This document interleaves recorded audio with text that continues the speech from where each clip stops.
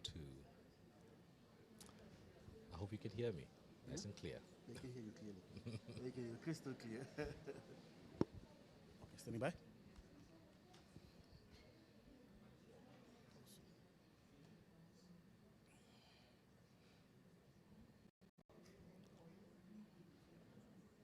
Record, ne? Yeah. It's difficult to produce and to report at the same time. Coordinating. Okay.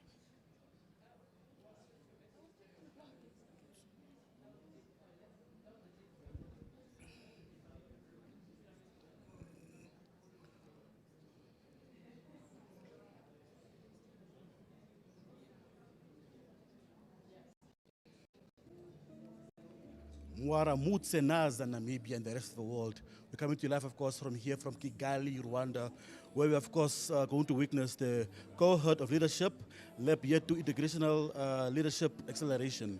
Now, just to give you a big background on what the program is all about, this event is bringing together Yetu'S inaugural cohort of Dr. Geingob, of course, Fellows, as they embark on the Intergenerational Leadership Accelerate, a 12-month leadership program for emerging leaders. This program is designed to foster collaboration, continuity, and shared learning amongst public service leaders across the generations, of course. And today, to give us more on this, I'm joined by, of course, Stephen Garahab, the program director for this, of course. Stephen.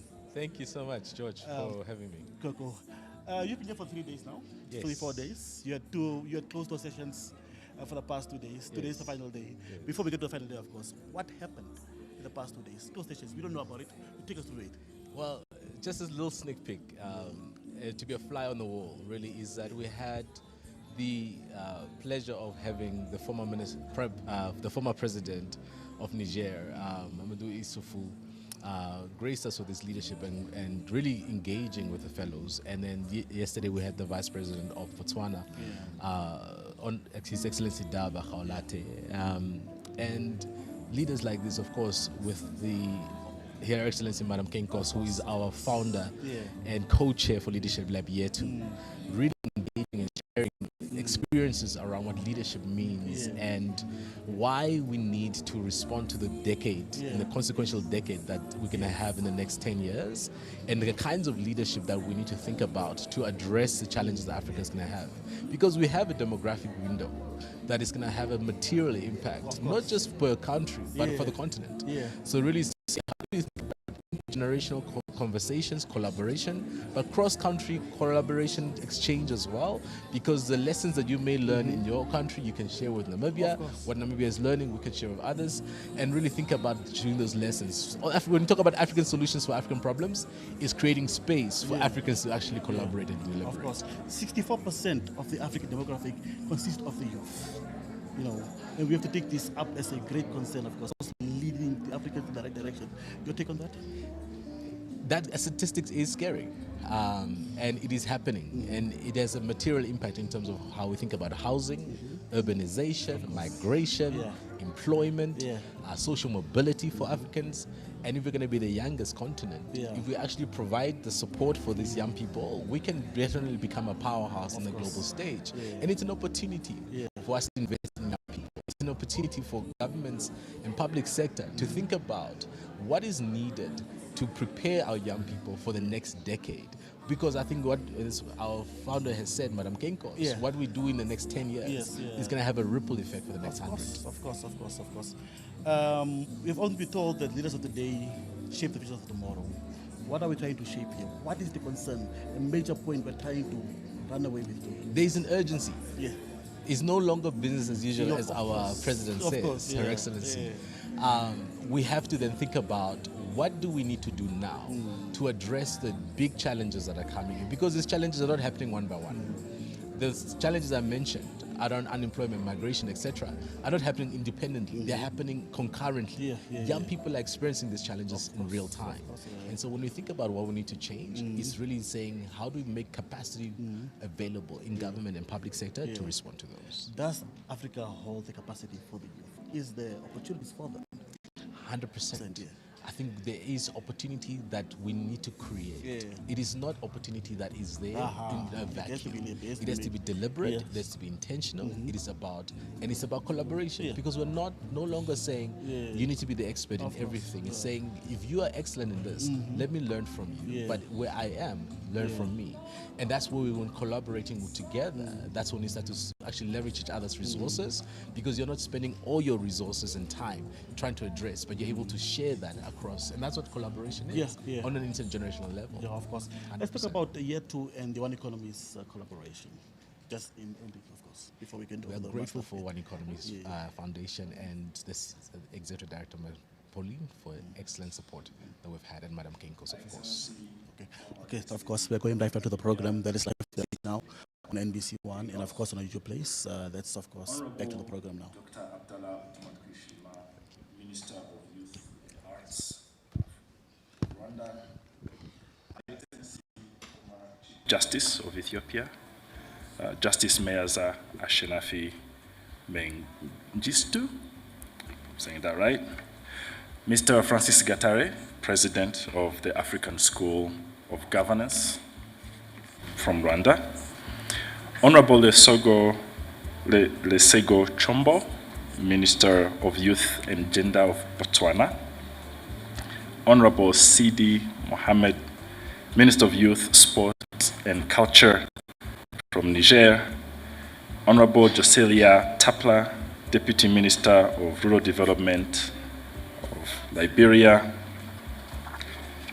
His Excellency Andrew Sesini, High Commissioner of Botswana to Rwanda, all protocols observed. Ladies and gentlemen, good morning. My name is Christian Venimana. I'm a director on the board of Lab Leadership Yetu. I'll be a co-host this morning together with Ms. Lumbizai. And I'm not going to welcome you again to Rwanda. I hope you've had a good stay and continue to be a good stay. And if you haven't, please leave notes in the comment box. In Rwanda, we like feedback. We would like to address it at a later date. I'll not say much. I'm very excited about this memorable moment this morning, this afternoon rather, that we're all going to experience. And I really can't wait to chat and talk with each and every one of you later on. I'll leave Ms. Rumbizai to give opening remarks. Thank you. Thank you, Christian. Good morning to you all. As Christian mentioned, I'm Rumbizai Chisenga. I am CEO of Leadership Lab Yetu. At Leadership Lab Yetu, we believe that we've entered a decisive decade for the continent. The demographic transition that we have been focusing and anticipating is upon us. And we believe that the choices we make as leaders in the next 10 years will shape the continent and the rest of the world for the next century. With that in mind, we have designed this platform to be a collaborative space for leaders who are committed to transforming Africa.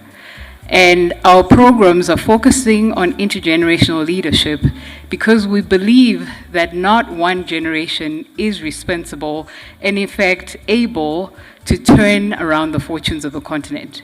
We need each other, we need continuity, we need to be forward-looking. You will learn more about Leadership Lab Yetu as the program progresses, but here in Rwanda, we are hosted by a few institutions that support our mission and our vision. One is the Ministry of Youth and Arts, as Christian mentioned earlier on. And the second is the African School of Governance, which has been a committed partner in helping us to think about programming that really meets the moment, that meets the needs of the leaders at this very moment. So without further ado, let me introduce the president of the African School of Governance, Mr. Francis Gatare.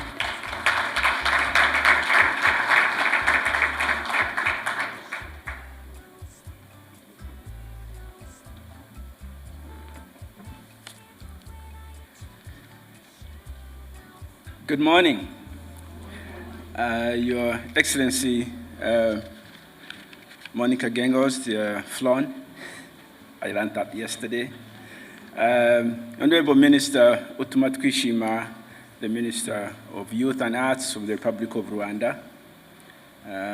Honorable Ministers in the room, Excellencies, Ambassadors, guests, fellows of the Intergenerational Leadership Accelerator Fellows, faculty members of leadership of the African School of Governance.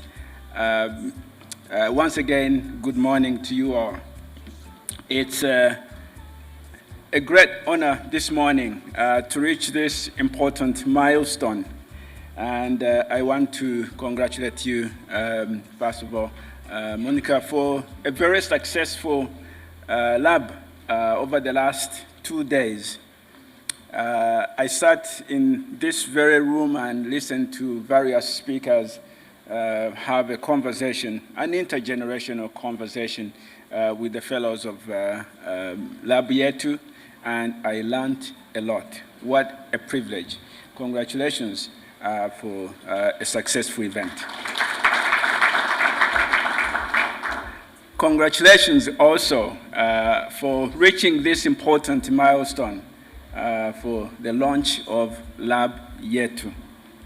It's an honor to be here because you could have registered, established Lab Yetu anywhere on the continent or even outside, but you chose to bring it to Rwanda.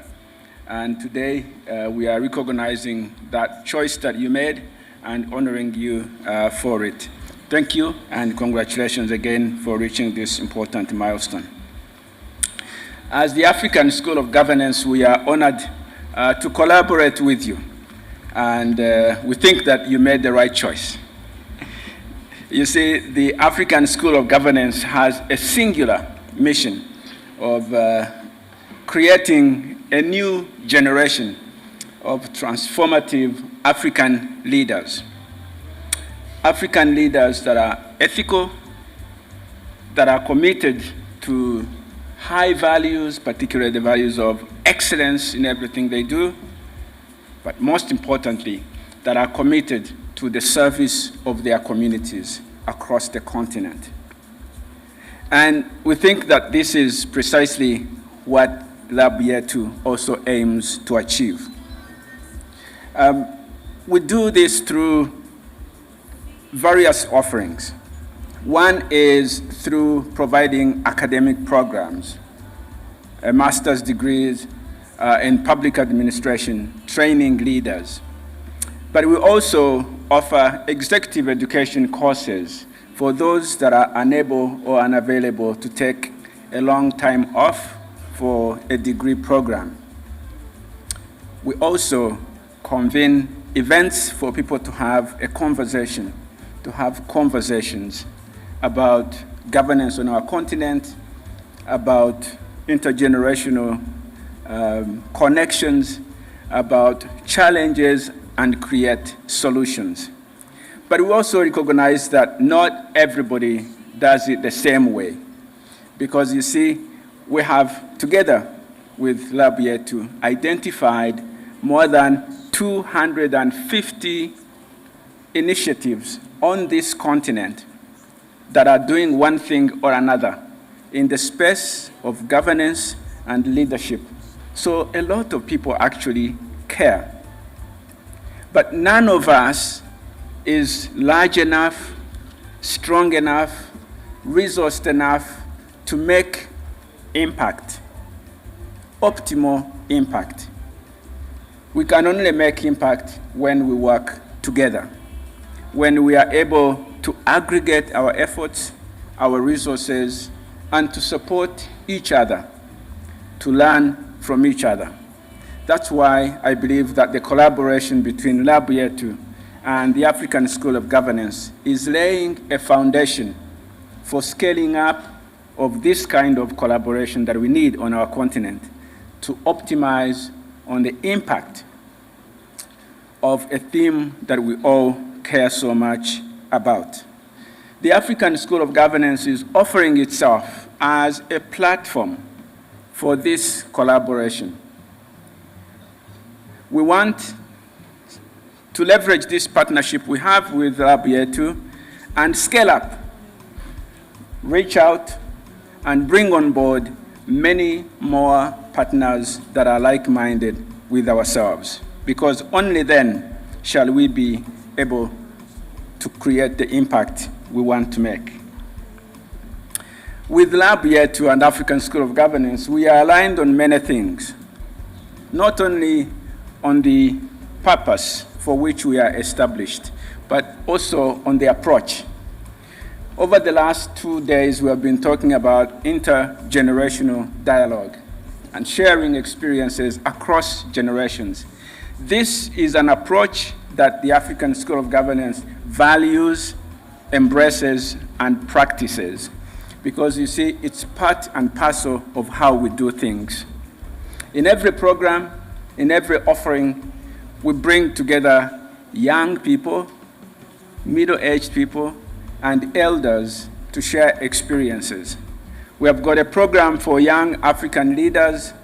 We've got a program for the academic participants, and we've got a program for senior leadership fellows across the board to share their experiences and enrich each other. This is also the approach that Lab Yetu embraces. We are aligned on the scope of developing young leaders so that they can not only be the leaders of today, but also stewards of our continent for the future.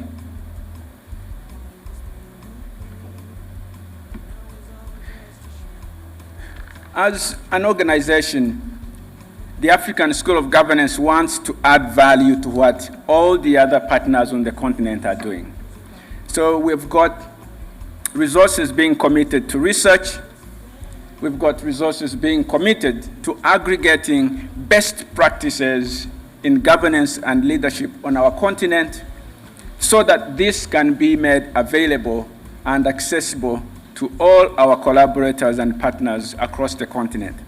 This way, when we convene at a place like this one, there can be a moment to only concentrate on delivery, less on splitting our resources to create knowledge and information.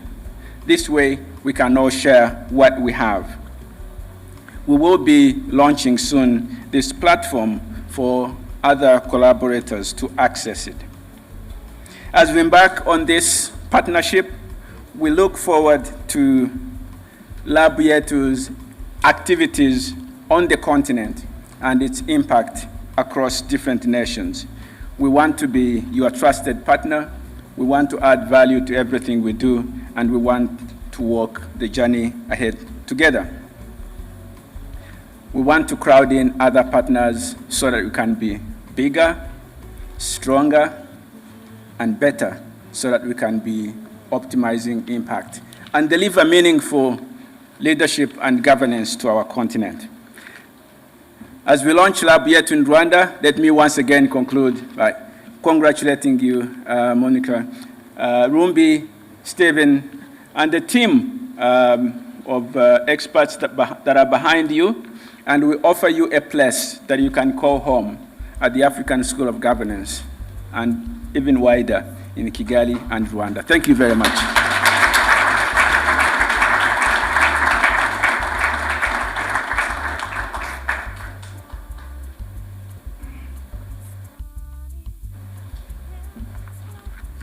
Thank you, Francis, for those wonderful remarks. Allow me to recognize the presence of Honorable Sandrine Mutoni, Minister of State in the Ministry of Youth and Arts of the Republic of Rwanda, who joined us in the room. And following Mr. Francis Gatare's remarks, it's my honor and privilege to invite Dr. Otomatwishima Jean-Paul Abdallah, Minister of Youth of Arts of the Republic of Rwanda, to give us his address on meeting the moment, youth population growth and development planning in Rwanda. Honorable Minister, you're welcome.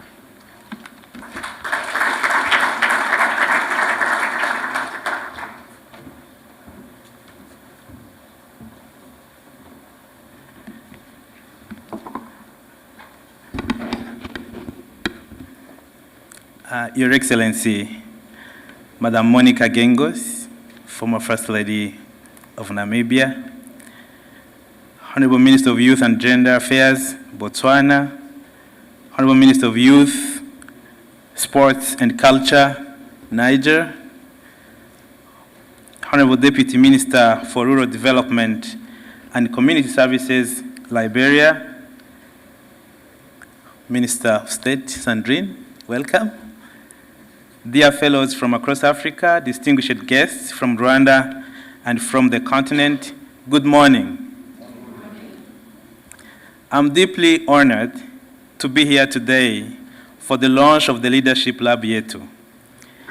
In a very special way, I'd like to thank you, Your Excellency, Madam Monica, for choosing Rwanda as the permanent home of Leadership Lab Yetu.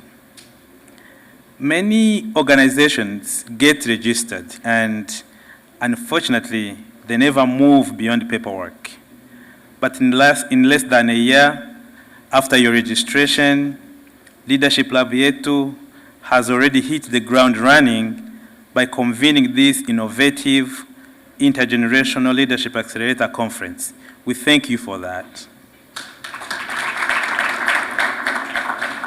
This demonstrates that Leadership Lab Yetu is not just another new organization.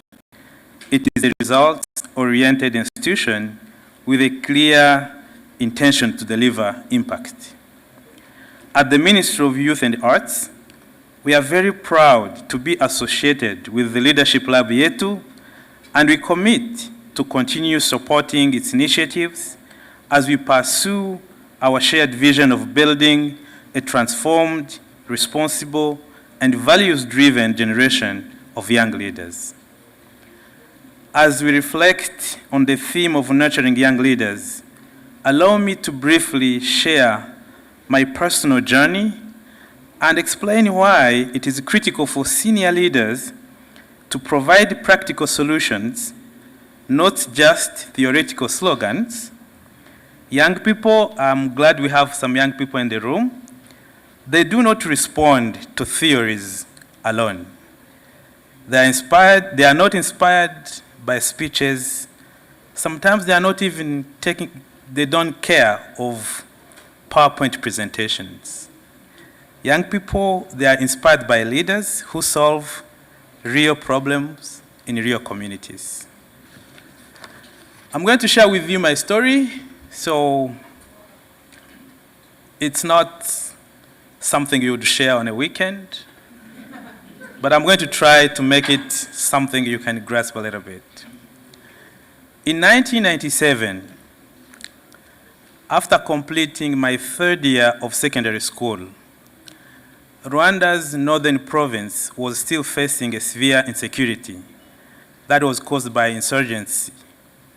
Those insurgents were remnants of the forces that had committed genocide against the Tutsi in Rwanda, who later became what you read in the news, the FDLR. So they still operate in the Eastern DRC today. I had gone home for the holidays. I wanted to discuss with my father because he wanted me to study the primary education training.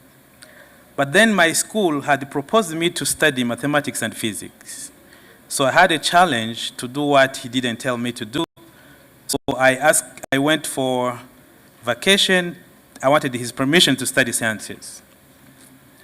The night I arrived home, my father told me that the village was not safe because of those insurgencies.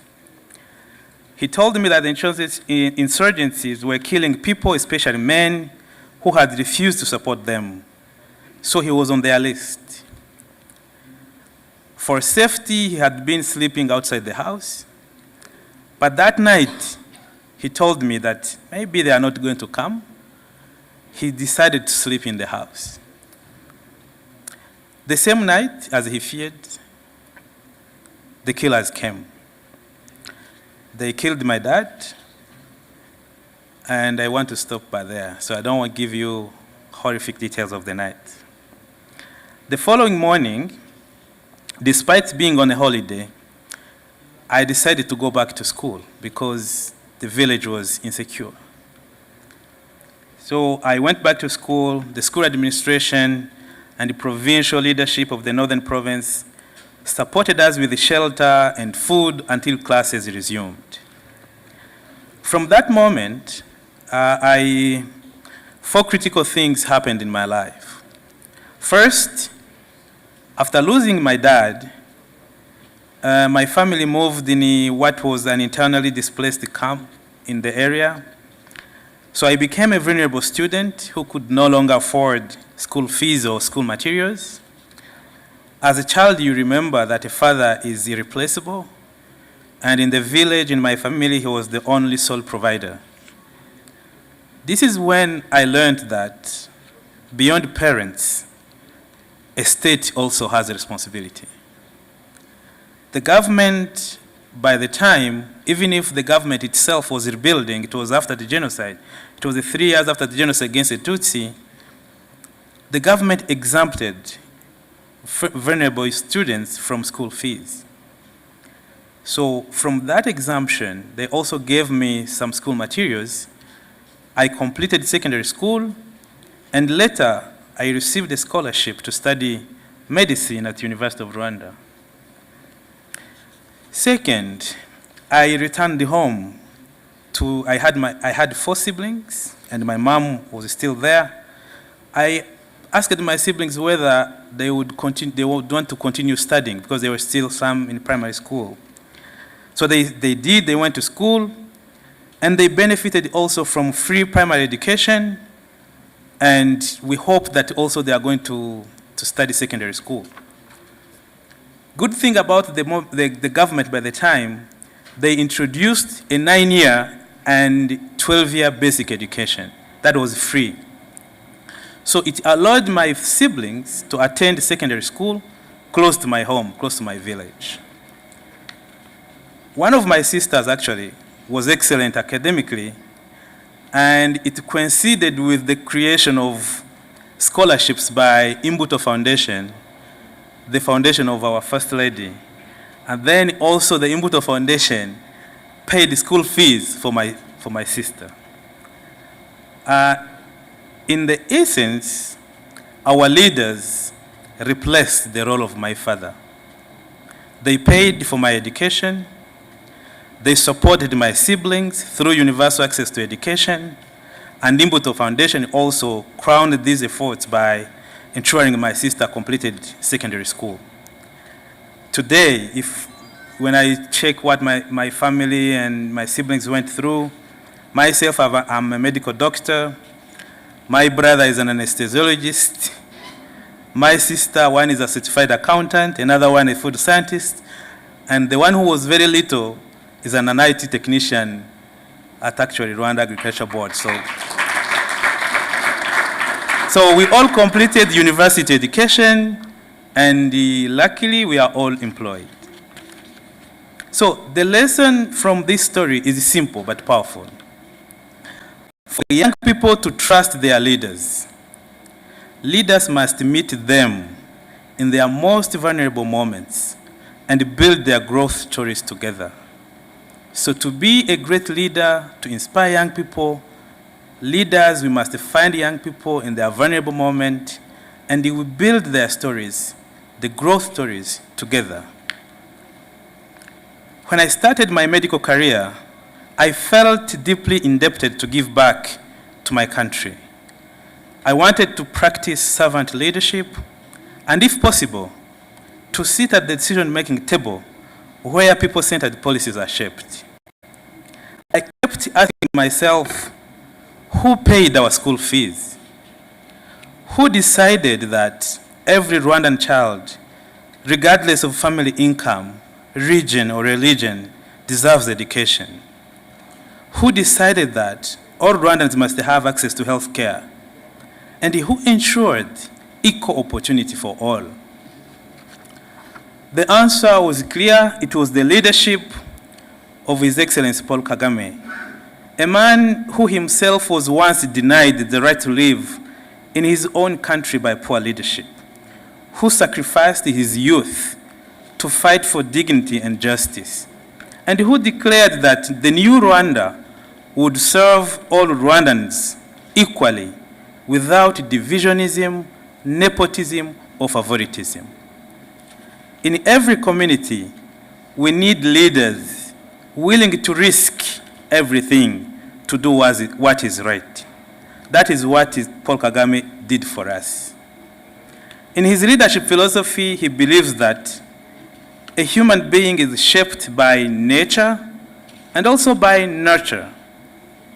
This belief in nurturing young leaders is why, as a young medical doctor, I was entrusted with the leadership responsibilities in hospitals, in youth organizations, and eventually appointed the Minister of Youth. I was the first doctor in my family. I was the first director of the hospital in my family. I was the first minister. And actually, I'm the first to live in the Kigali city. So, in Rwanda today, we believe that under this leadership philosophy, every dream is possible. Even those without dreams can witness miracles in their lives. A true leader ensures that young people always have hope that their dreams can become reality. Before concluding, allow me to share 4 key lessons I have learned from President Kagame's School of Leadership in the 2 years that I've been in cabinet. First, Africans, we must stop blaming others for today's failures. He recently told us that we have so much blamed colonialism, we have so much blamed religious leaders. I think it is time that we try to see ourselves as well. Development, or the lack of it, is now our responsibility. Accountability begins with us as African leaders. Second, nations that have developed successfully are not inhabited by superhumans. They are led by people like us. Their development paths are not rocket science. We can learn, adapt, and do better. Third, never neglect the needs of the people. Even if it is just one person, leaders must be sensitive, especially to the concerns of young people. When we cannot deliver immediately, we must explain honestly. If we fail to communicate, people have every right to demand answers, sometimes not politely. So we have to be aware of that. Last one, leadership is about results.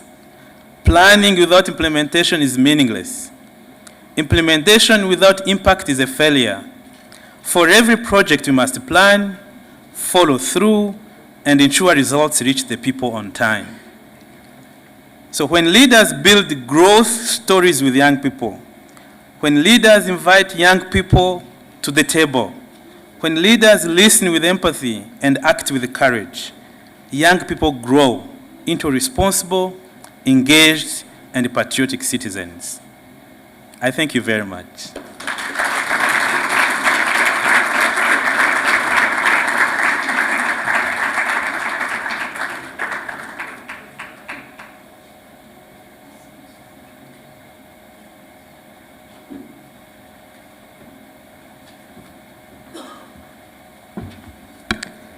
Honorable Minister, thank you very much for not sharing just remarks, but sharing your own story and opening us up to the real impact that leadership can have on an African child. The spirit in which you shared your story was the spirit in which we have worked over the last 2 days with the emerging leaders from 15 countries that were gathered here in conversation with established leaders. We were honored to have the presence of leaders like His Excellency, the Vice President of Botswana, Ndaba Khaolate, His Excellency, the former President of Niger, President Mamadou Issoufou, who also, as you just did, Honorable Minister, shared their own stories, their own experiences to help emerging leaders to find their feet in leadership, not just for their own sake, but for the sake of the continent. In a very brief moment, we're going to share some of the highlights from those last 2 days. But allow me at this moment, before we continue further, to acknowledge the presence of members of parliament from Namibia who are gracing us at this occasion today. I want to acknowledge Honorable Pohamba Shifeta, Honorable Derek Claassen, Honorable James Eureka. Thank you for joining us. If we can share the media clip, please. Thank you.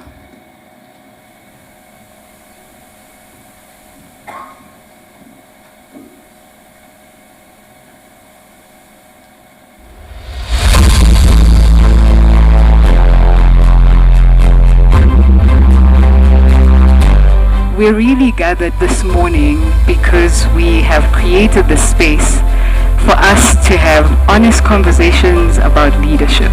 We are hosting this event in Rwanda, where Leadership Lab Yetu is based. But we have worked with the support of several institutions here, the Ministry of Youth and Arts being one of our key partners, but also the African School of Governance. On behalf of everybody in Rwanda, the government, the people, and especially on behalf of the African School of Governance, I'm pleased to welcome you to this first ever Intergenerational Accelerator event. Rwanda is also the right place to have this conversation. As I conclude, once again, welcome you all to Rwanda, and thank you, Your Excellency Monica Gingos, for the vision and trust in the partnership with the African School of Governance. Du savoir académique, de la compétence technique, pendant que l'éducation, c'est les valeurs, c'est le civisme, c'est le patriotisme, c'est l'éthique. L'instruction, c'est le savoir-faire, tandis que l'éducation, c'est le savoir-être, intra- et intergénérationnel. Il faut une solidarité entre générations, à l'intérieur d'une même génération, et une solidarité entre générations. Chaque génération devra assumer sa mission dans la continuité de celle des générations précédentes, avec comme fil conducteur aujourd'hui. Leadership itself is a public good. And what motivated a few of us to put up Leadership Lab, and you know, Yetu means the same thing in Kenya, in Kigali, and in Windhoek. It's ours. We must start developing leadership frameworks that works for us. So our message as Leadership Lab to all of you, because we've identified all of you as high potential leaders who will be tapped on the shoulder to become either president, to either become ministers, to become people who can make big things happen. I'm deeply honored to stand before you today at the inaugural Lab Yetu Leadership Lab. Before we speak about leaders of tomorrow, we must honor leadership that has already walked the path. Miss Monica Gingos. I call her Lady Monica. Reminded us that leadership is not defined by position but by purpose. True leaders do not wait for perfect conditions. They work with what exists and change what must. You're not here by coincidence. What we're trying to do with Leadership Lab, together with strongly supported by African School of Governance, is to build a pipeline of leaders. We are not in Rwanda by coincidence. We're here by intention, because this country has a leadership and a story to tell that we cannot ignore. So I want to thank you for being here. My reflections are that we've had the type of conversations that I want us to have, that this is a pipeline that we're building, that you are part, this Leadership Lab family that we're going to build. And I want to thank you for the last 2 days. I think every single session I learned something. I learned something new. And I want to thank you for that.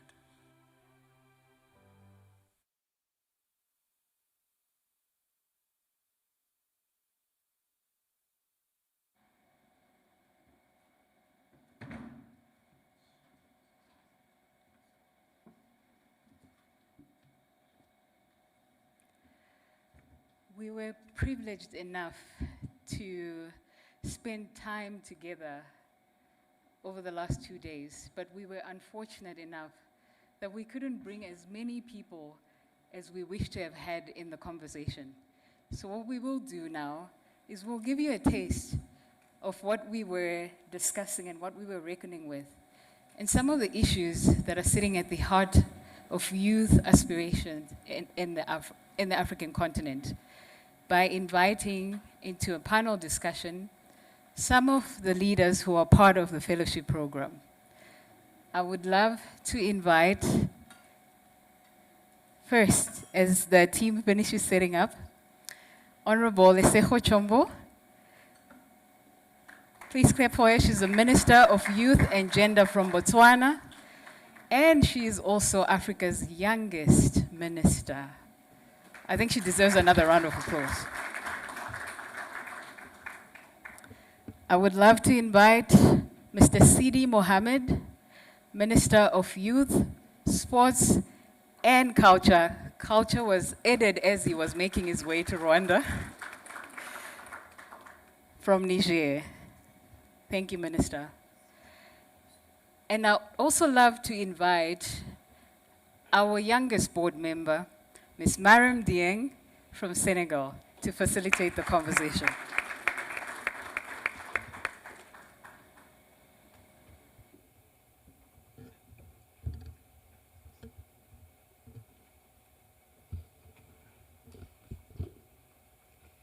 Thank you, Rumi, for that introduction, and thank you, everybody, for making it into this discussion today. This is a discussion that I'm particularly excited about because as we've been talking about leadership and generation, I think it is time for us to also talk about how do these different generations work together? What are some of the challenges that we're facing, but also what are some of the paths for the future that we see? So for this discussion today, I have the absolute honor to be sitting across two incredible leaders, both within their own respective realm, who are also role models in their own communities. So the way I would like to structure actually this discussion, because we have fellows in the room, is I would like to start by asking our ministers here to tell us their story. How did you come to be in this position? What inspired you to actually take on public service role? So I would like to start, ladies, first with Honorable Minister here from Botswana. Thank you very much, and good afternoon to everyone. It's such a pleasure and a delight to be here. I have, I think, the most unorthodox story ever when it comes to being in politics. Just like my vice president, I don't consider myself a politician. It's different, though, for the two of us, because I think he actively decided to take this path. I, however, on a random Tuesday afternoon, this was the week following our change of government after 58 years in Botswana. And the following week, on a random Tuesday afternoon, random for me, of course, I received a text. It said, "Hi, my name is Ndaba Khaolate," that is our vice president, and he says, "Reboko and I," that is our president, "would like to meet you today." And I say, when? He's like, now would be great. I take a U-turn and he pins me a location. I go to his residence. I get there and he says, "Listen, the president would like to nominate you as a specially elected member of parliament tomorrow." And my first question, obviously, before I even got to ask the question, he told me that journey, having been in the opposition for many, many years. He told me the challenges that they faced and what they aspire to be, what we call the new Botswana. And he shared his vision that it is a Botswana where young people have a seat at the table. And he made it very clear that what I will be is an emblem. It's not about me. It's about me being a representation of many other young people. And I obviously asked why. I'm very, very bold. I said, why? I don't want to be a political pawn. Is this the same? Am I going to be a political stunt? And I also told him, if I'm to do this, I'd love to lead authentically as me. It's not going to be what anybody is used to. And I would love the assurance that you will, at the very least, give me that. And we shook hands, he gave me something to sign, and that was that. So I am not one of those political leaders who even aspired to be a political leader. All that I've ever aspired to be in my life was someone who serves. Previously, I was working under the Lesotho Chombo Foundation, which I ran then, and we ran a program for underprivileged children across Botswana. And I was also practicing as an attorney. I was in the creative space. I used to champion the voice of young people. I look back at some of the videos of what I used to say. I used to speak of the gap and the disconnect between young people and our government. It's something I've been passionate about, but no, I never thought that I would have the seat. But I did take it because of what it meant, that it's about me being an emblem, and I get to serve more than anything else. I get to serve my people in this new Botswana under the most trusted leadership of our president and vice president. I think that deserves a round of applause. Thank you. And I'm glad to hear that you were an advocate before, because the type of discussion we'll have today, I would love to get your thoughts about what is it that we can do differently. I would like to turn to Mr. Sidi Mohamed, and allow me here to flex my French a little bit as the Senegalese that I am. Monsieur Mohamed, j'aimerais bien comprendre et débuter surtout cette discussion en demandant quelle est votre histoire. Comment vous vous êtes retrouvé aujourd'hui dans cette position et qu'est-ce qui vous a amené aujourd'hui à vous engager dans un gouvernement public? Merci beaucoup. Alors, avant de revenir sur mon parcours, je voudrais d'abord remercier l'initiative d'abord de Lab Yetu pour avoir créé ce cadre-là, pour avoir créé cette organisation, cette rencontre importante. Je voudrais aussi remercier l'organisation qui nous a invités pour être nominés dans cette importante cohorte. Je sens une fierté immense à être parmi ces jeunes-là, parmi ces dirigeants invités à cette occasion-là. J'ai été aussi inspiré pendant les 2 jours de discussion par beaucoup de personnalités qui se sont succédées sur la scène. J'ai été particulièrement, en tout cas, ému, surtout très content d'avoir découvert une personne très spéciale, très engagée, à la personne de Madame Monica, qui m'a permis d'être là, mais aussi j'ai pu aller sur le YouTube pour pouvoir la connaître davantage. J'ai vu comment elle était engagée aux côtés de son défunt mari. Et j'ai compris le sens du terme quand on dit pour avoir de grands hommes, il faut des dames à côté. Donc je pense que nous avons compris ce sens-là. Par rapport à mon parcours, moi j'étais un jeune, je dirais paysan, venu de race campagne. De la race campagne qui a évolué dans le mouvement des étudiants d'abord. J'étais responsable des étudiants au niveau de notre région avant de revenir dans le bureau national des étudiants. Ensuite, après le mandat scolaire des étudiants, j'ai intégré le Conseil national de la jeunesse, où j'ai gravi les échelons. J'ai été membre, ensuite président, jusqu'à mon nomination au gouvernement. Donc je suis arrivé au gouvernement en tant que président des jeunes. Mais ma surprise était qu'on ne m'a jamais sollicité, on n'a jamais demandé mon CV, ni en tout cas questionné par une enquête de moralité. C'est à la télé que j'ai découvert que je suis nommé ministre un soir. Donc,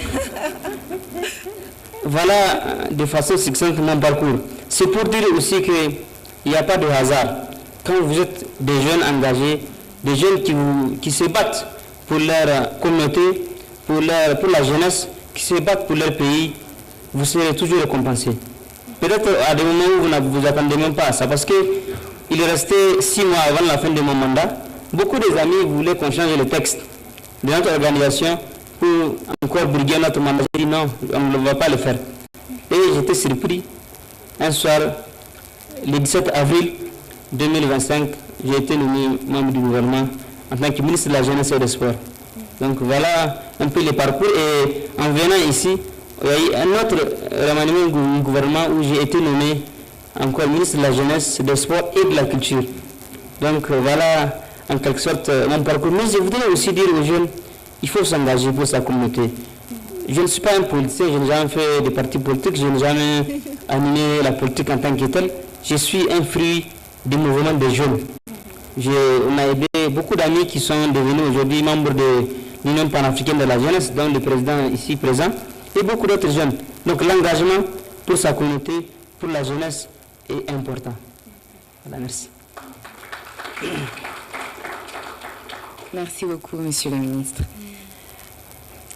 As I heard both of these great stories, something that came to me, and also came to me in the sense that today when we talk about leadership and we talk about youth and we talk about Africa and its future, I think often what we forget or what we miss is what does it actually cost for these young people to be able to be in this position. And when I speak for myself, I was born and raised in Senegal. I left Senegal when I was 15 years old to go to South Africa to pursue my education. I have since been through many different journeys, being one of the youngest partners in the world for an investment firm in the US. And I can tell you that one of my driving principles is that I would like no other Senegalese women to have to go through what I have to achieve what I have done. And so when I sit across these two incredible ministers today, I think one of the questions that I have for you is, what have you faced in getting here? What are some of the big challenges that you're experiencing today? And that comes with age, because that's also part of the story, which is that even being here as such young people addressing all of you is quite rare, if we have to be honest. So I would like to start with you, Elizabeth. Thank you very much. For me, it was, I wouldn't even call it challenges that were directed towards me as such. Like I'm saying, I represent a government that is the first to change government in Botswana for over 58 years. So already I'm coming in not just as the 26-year-old female former beauty queen minister. By the way, at the time I held the title of Miss World Africa. I was Miss Botswana in 2022, and I had represented my country at Miss World, and I was reigning Miss World Africa at the time. So it's not just my youth, it's not just my gender, and it's also my background in the creative space, something which we know sometimes is not treated with the credibility that it deserves. But it was also the fact that I'm coming in with a new government for the first time in 58 years, and that shift, the institutional changes that need to be made, obviously pose a lot of resistance. So I have not always looked at it as challenges that I've faced because I'm me, but as challenges that we face all together as a government. But to drive to what you spoke about with age, honestly, young people, you're just going to have to make peace with it. I'm so sorry. The sky is blue, and the sky cannot want to not be seen as blue. You are young, and you will always be seen as young. What you ought to do is to see it as not a weakness. You first have to see it as it's not a weakness. It will be a challenge, but you have to walk in it knowing that it's your superpower, and learn to navigate it, and learn to face the fire. So the fire will always be there. I'm so sorry. The fire will be there, but what makes us thrive as leaders is our ability to face it because of what we intend to achieve for our nation. So I did face resistance, a lot of resistance. Unfortunately for me, I didn't just face resistance from the older generation, even from young people themselves. And I faced a lot of bullying. And I must say I'm grateful for the creative space because I had been through that fire of bullying. So it was more like I'm falling in a soccer field and I've fallen before, and I know that you can get up and still face to see, live to see tomorrow. Being female as well, unfortunately, these are issues that we don't speak often about. I also hold the portfolio of gender, by the way, and gender stereotypes and norms are a real thing in leadership. When a man bombs the world, he's evil, but when a woman, they say when a woman doesn't take a call, she's equally evil, you know? And so it's challenges of being a creative, being young, being female, a new government, as well as a government that was navigating the results or consequences really of our diamond market having changed and us needing to diversify our economy. So you're coming in, people are tired, they've changed the government, you are young, you're female, you're from the creative space, they've forgotten you are a lawyer or that you even read the foundation before. It's a new government, there's not enough resources, but they want the change today. They want it today. In fact, you are young, you understand. Listen, you of all people cannot tell us you cannot deliver this because you are young. But like I'm saying, it's those challenges that shape us, and as leaders, we have to walk in that responsibility. Our president likes saying, I love this. He says, when you face challenges, how dare you say, there are challenges. He says, you're in a boxing ring. Something is hitting you. Of course it's supposed to hit you. It's the name of the game. And I've always carried that with me, that whether it's a challenge, whether it's attack, whether it's resistance, whatever it is, it's the name of the game, and my responsibility is to learn how to fight back.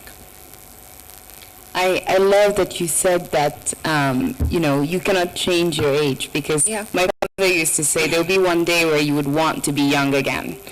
And, you know, you're out here trying to, but very much resonate to what you just described. Monsieur Sidi, pareillement pour vous, quels sont les challenges que vous avez eu à affronter aujourd'hui dans votre leadership journey, mais en plus de ça, aujourd'hui, est-ce qu'il y a des opportunités que vous voyez dans la manière dont on peut interagir avec la génération qu'on a trouvée en leadership? Alors, merci beaucoup. En fait, les défis en tant que tels sont liés à la nature, à l'environnement dans lequel nous sommes.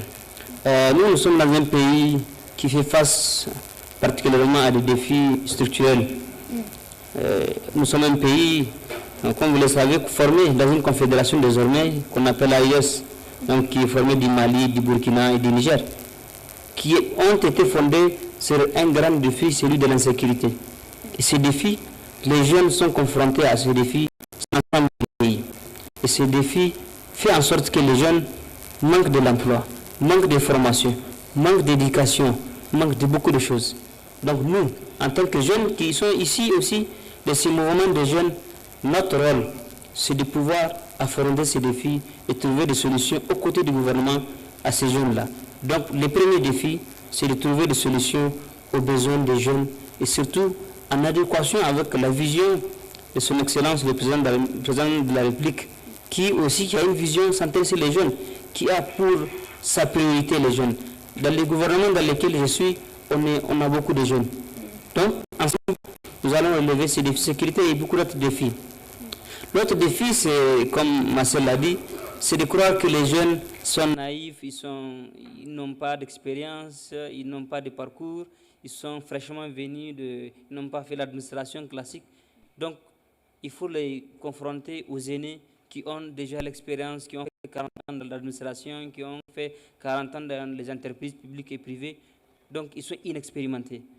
Donc, pour nous, ça, c'est un défi, parce que quand on a des objectifs à atteindre, et qu'à cause des stéréotypes de l'âge ou bien des considérations, on n'arrive pas à relever ces défis-là, c'est comme si, quelque part, les autres ont raison sur nous. Ça nous donne encore les tonus, l'engagement plus pour pouvoir relever les défis et savoir que les jeunes sont capables de soulever des montagnes, parce qu'ils ont l'engagement, ils ont l'amour. Et par ailleurs, ils n'ont pas un passé entaché de coups bas, qui sont des personnes naturellement engagées et qui n'ont pas forcément des arrière-pensées ou un parcours qui est sali par un certain nombre d'actes de corruption et tout. Donc pour nous, il est important de regarder les jeunes comme n'importe quelle personne et qu'on pense qu'il est capable aussi de pouvoir relever les défis. Je suis nouveau dans un ministère très vieil, parce que c'est un ministère, c'est vrai, de la jeunesse, mais où l'administration est pratiquement pas des jeunes. Donc pour nous, quand on est nouveau, on peut peut-être nous confronter à certaines réalités, mais on arrive toujours à sortir de l'eau et à pouvoir relever ces défis-là. Donc, dans notre pays, en tout cas, beaucoup de jeunes sont dans cette dynamique-là, de croire que personne ne peut venir d'ailleurs relever les défis de nos pays. Et l'autre défi, c'est celui de l'engagement. On pense que les jeunes sont moins engagés, même au temps des politiques, parce que chez nous, il n'y a pas de partis politiques, il n'y a pas de politique en tant que tel, parce qu'on a vu ses limites. Et on pense que les jeunes doivent toujours accompagner. Ils sont, comme on dit, on aime le dire, ils poussent les véhicules. Quand ça démarre, on les laisse à la gare. Donc pour nous, les jeunes doivent s'armer de courage et affronter aussi leur réalité, affronter les défis de leur pays et qu'ils soient des acteurs de changement dans leur pays. Et c'est ce que nous sommes en train de faire parce que nous avons des gouvernants patriotes qui sont en train d'imposer désormais une conduite à tenir qui est celle de prioriser les intérêts de nos pays, les intérêts de nos ressources, les intérêts de notre pays par rapport à tout ce qui doit venir investir dans notre pays, doit d'abord regarder qu'est-ce dont nous avons besoin pour pouvoir nous aider dedans. Donc vraiment, ce sont des défis qui sont là, que les jeunes affrontent, que nous sommes, et je suis fier de voir beaucoup de gens qui sont dans plusieurs gouvernements des autres pays ont pratiquement les mêmes défis. Et nous sommes la génération future. Mais ça, nous allons avec nos aînés, avec la sagesse, nous puisons beaucoup. Avec la sagesse, avec leur expérience, on partage beaucoup de choses. Nous avons eu des discussions pendant même cette session-là où beaucoup des aînés nous ont partagé leur parcours parsemé, qui est vraiment miné, souvent des difficultés, souvent des défis, souvent même des échecs. Mais peut-être en partageant, en échangeant avec eux, nous allons éviter peut-être de tomber dans certaines erreurs. Donc on a besoin des aînés, mais il faut que les aînés comprennent qu'on ne peut pas avancer sans la jeunesse. Parce qu'aujourd'hui, la jeunesse constitue 60% de la population de l'Afrique. Donc pour nous, c'est ensemble qu'on va construire l'Afrique. Merci beaucoup, merci beaucoup. There is something that you just said that I thought was quite important, where you said that these are challenges that we're seeing across the rest of the continent as well. There's a topic that's very close to my heart, which is Pan-Africanism. I always say that for me, at least personally, I consider myself African first and Senegalese second. And my president hates when I say that. But the reason why I feel that way is because I think a lot of the challenges that we have across the continent today, not only we share them, but we are advancing at different levels of maturity towards them. And there is so much that we can learn from each other. So a question that I have is, for you as a young person in a position of leadership today, what do you, or how do you see Pan-Africanism interconnect with that?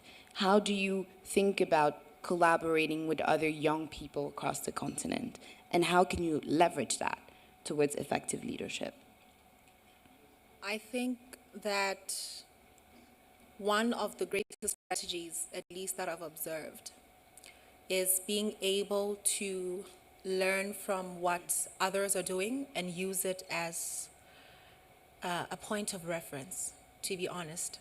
We have our National Youth Council as an example, which we are currently trying to institutionalize.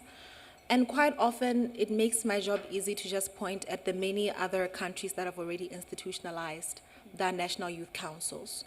To me, Pan-Africanism is not just about the spirit of togetherness, but it's also our ability to acknowledge what others are doing best, and that we can learn from it, and that we can do it together, and that we don't have to do it by ourselves, you know? And what's most important for us as Africa is also connectivity together.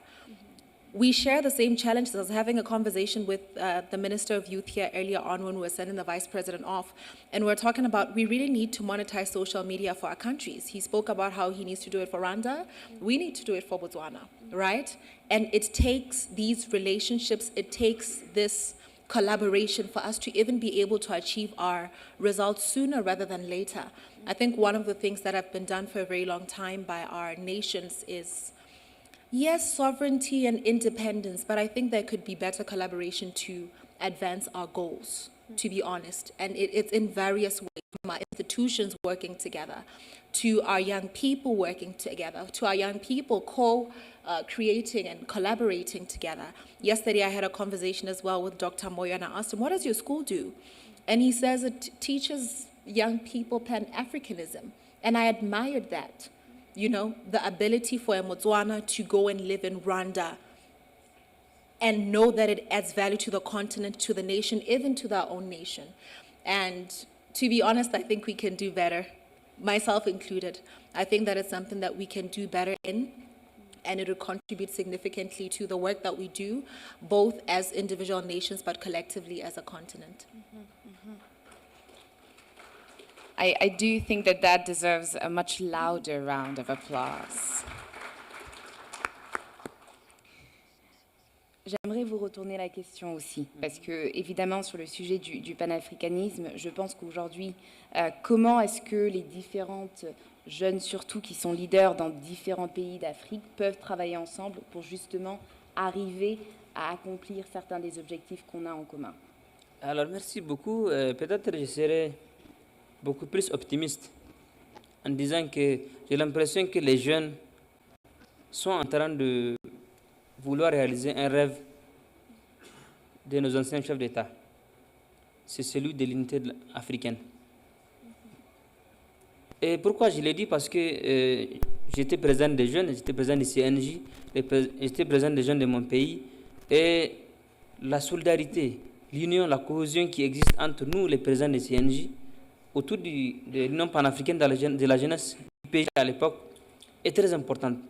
Ça donne un symbole que si la même cohésion, la même compréhension, la même convergence de vues par rapport aux défis africains, si cette convergence-là existait entre nos chefs d'État, de la même façon que ça existe entre les jeunes, les CNJ ou présidents des jeunes des pays, je pense qu'on va pas seulement parler de panafricanisme, mais on va parler de l'unité africaine.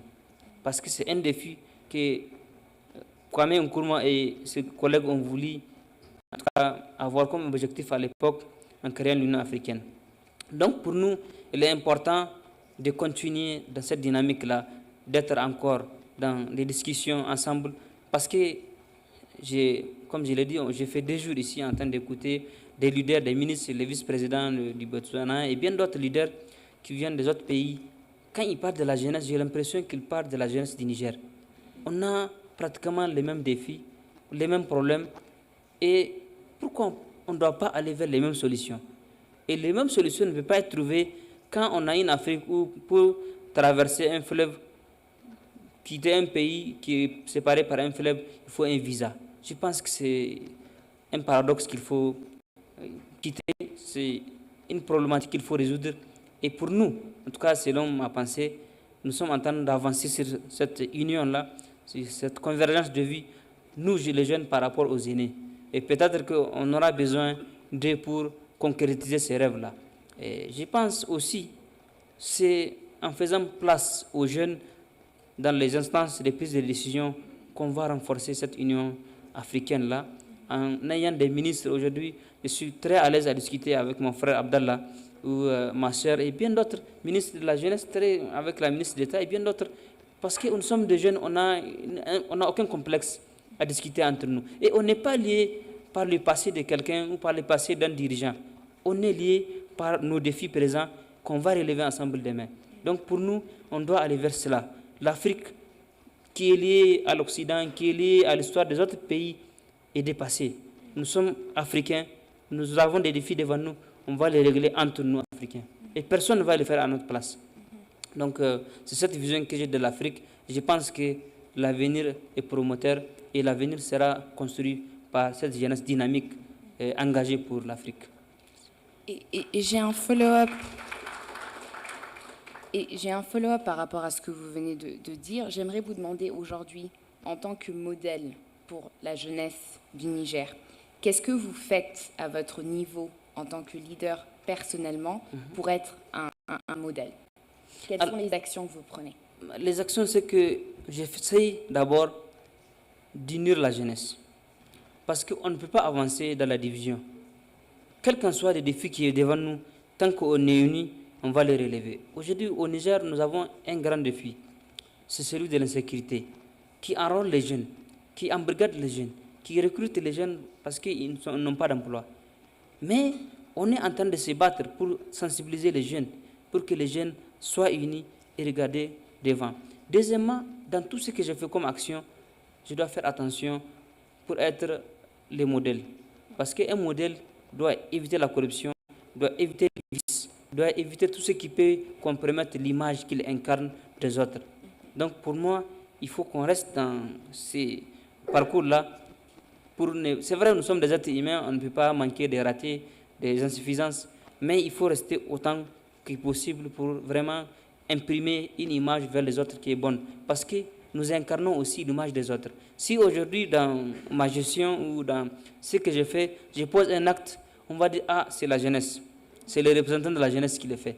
Donc pour moi, tout acte que je dois poser, tout ce que je dois faire, je dois les calculer avant de les poser pour voir les conséquences, qu'est-ce que ça peut importer, qu'est-ce que ça peut avoir comme image sur moi. Parce que moi, j'incarne l'image de 76% de la population du Niger. Au Niger, 76% de la population est jeune. Donc tout ce que je dois faire attention à l'image de ces jeunes-là.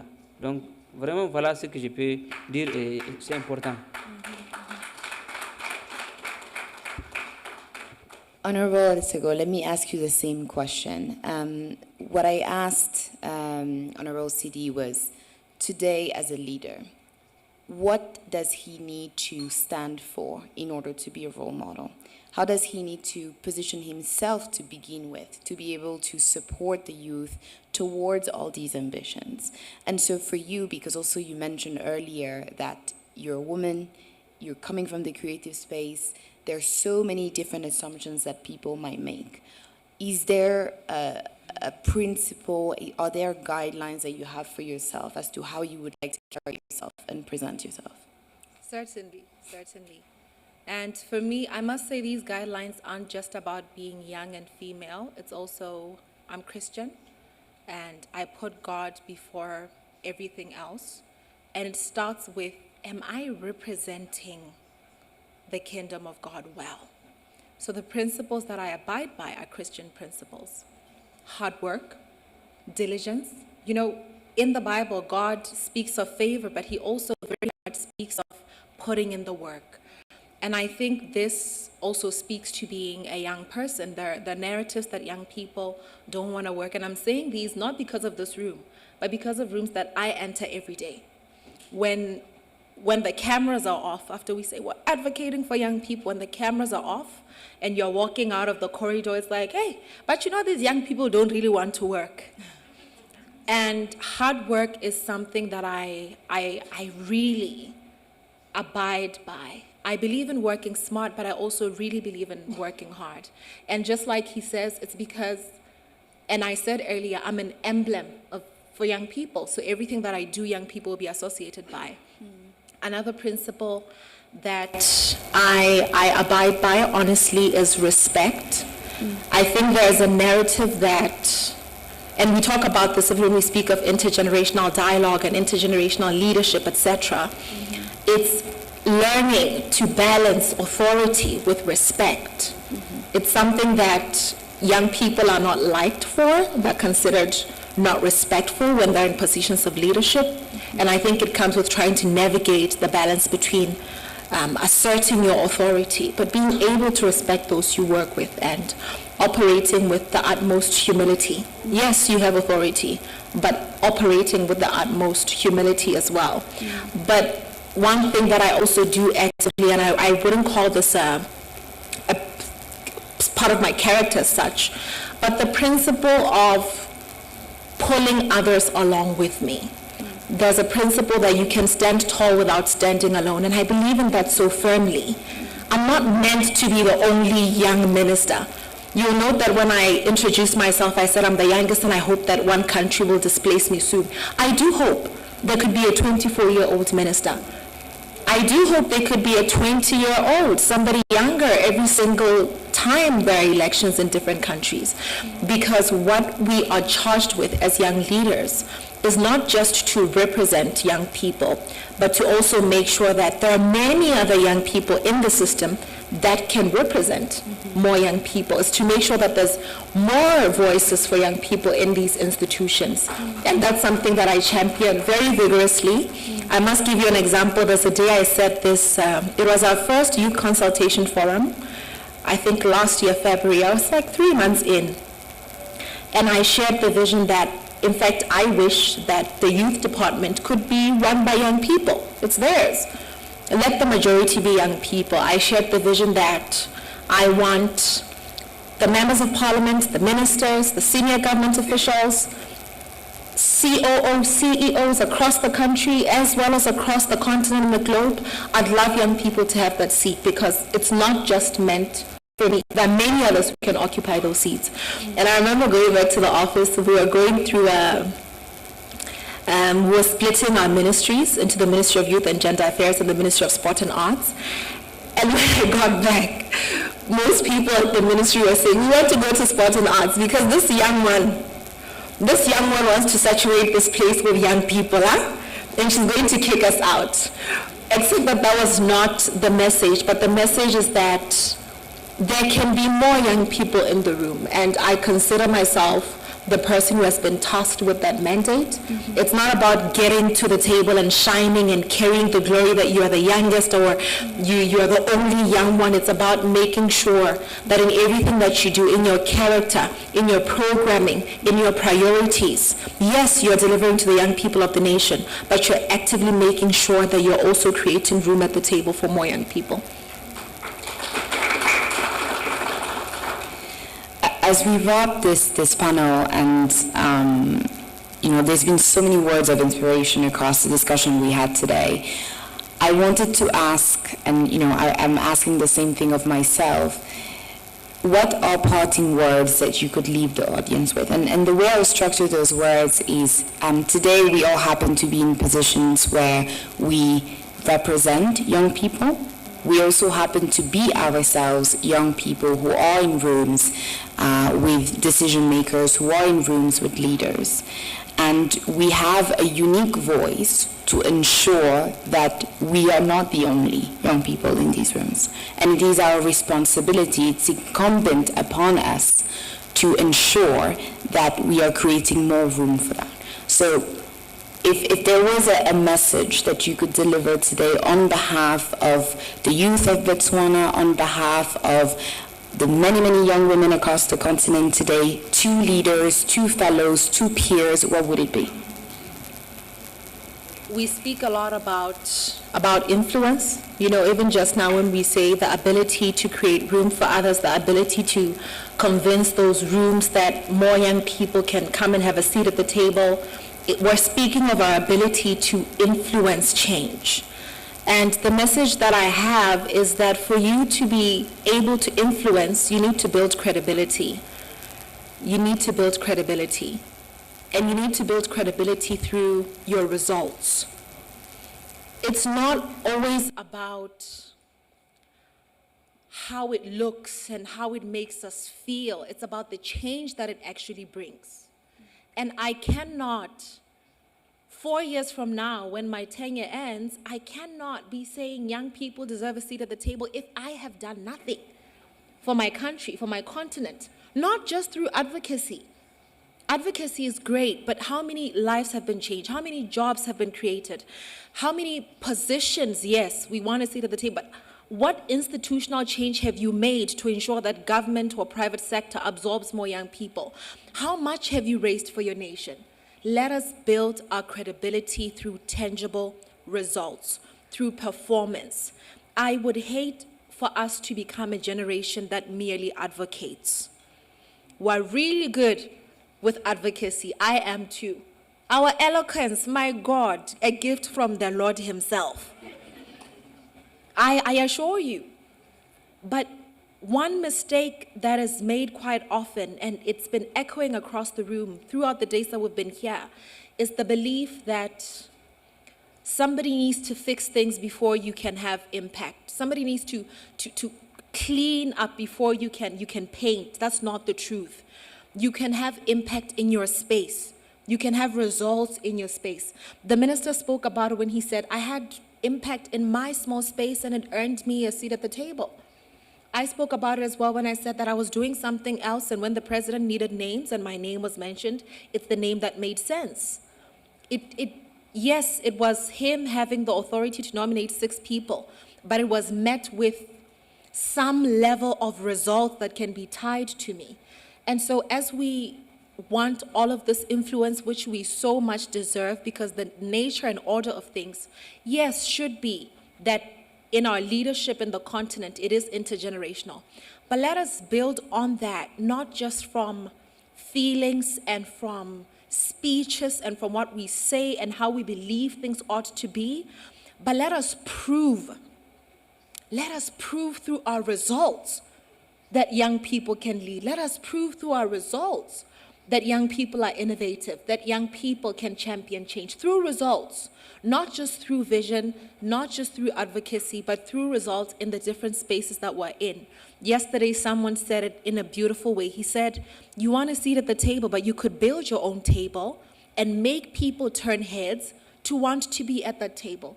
And so as young people across the continent, I'd love to say, we will have influence. We do have that influence, but it must be backed by credibility through the results in our respective spaces, no matter how small. And lastly, I say this everywhere I go, your youth is your superpower. And I'd love to say it as well to the women in the room. You being a woman is your superpower. It is so painful to get to see women who turn masculine because they're surrounded by men. Young people who become old because they're trying to portray maturity. But it is that, it's you being different from everybody else in the room that's needed. And I'm very, honestly, I also speak from a place of privilege because my president, Advocate Duma Boko, during when we got sworn in, he said this message to the nation, and he said to all the women that I have sworn in, you must not, by all means, you must not lose that which makes you a woman. Your vulnerability, your empathy, your ability to feel, your paying attention to detail, all of those, you need to bring it to the table, and it needs to add value. And so I'd like to encourage all the young people to learn to challenge the power in being young. Your ability to, you have connectivity. The Vice President said this. We are the generation that has more than any generation has ever had, and we need to walk in that power.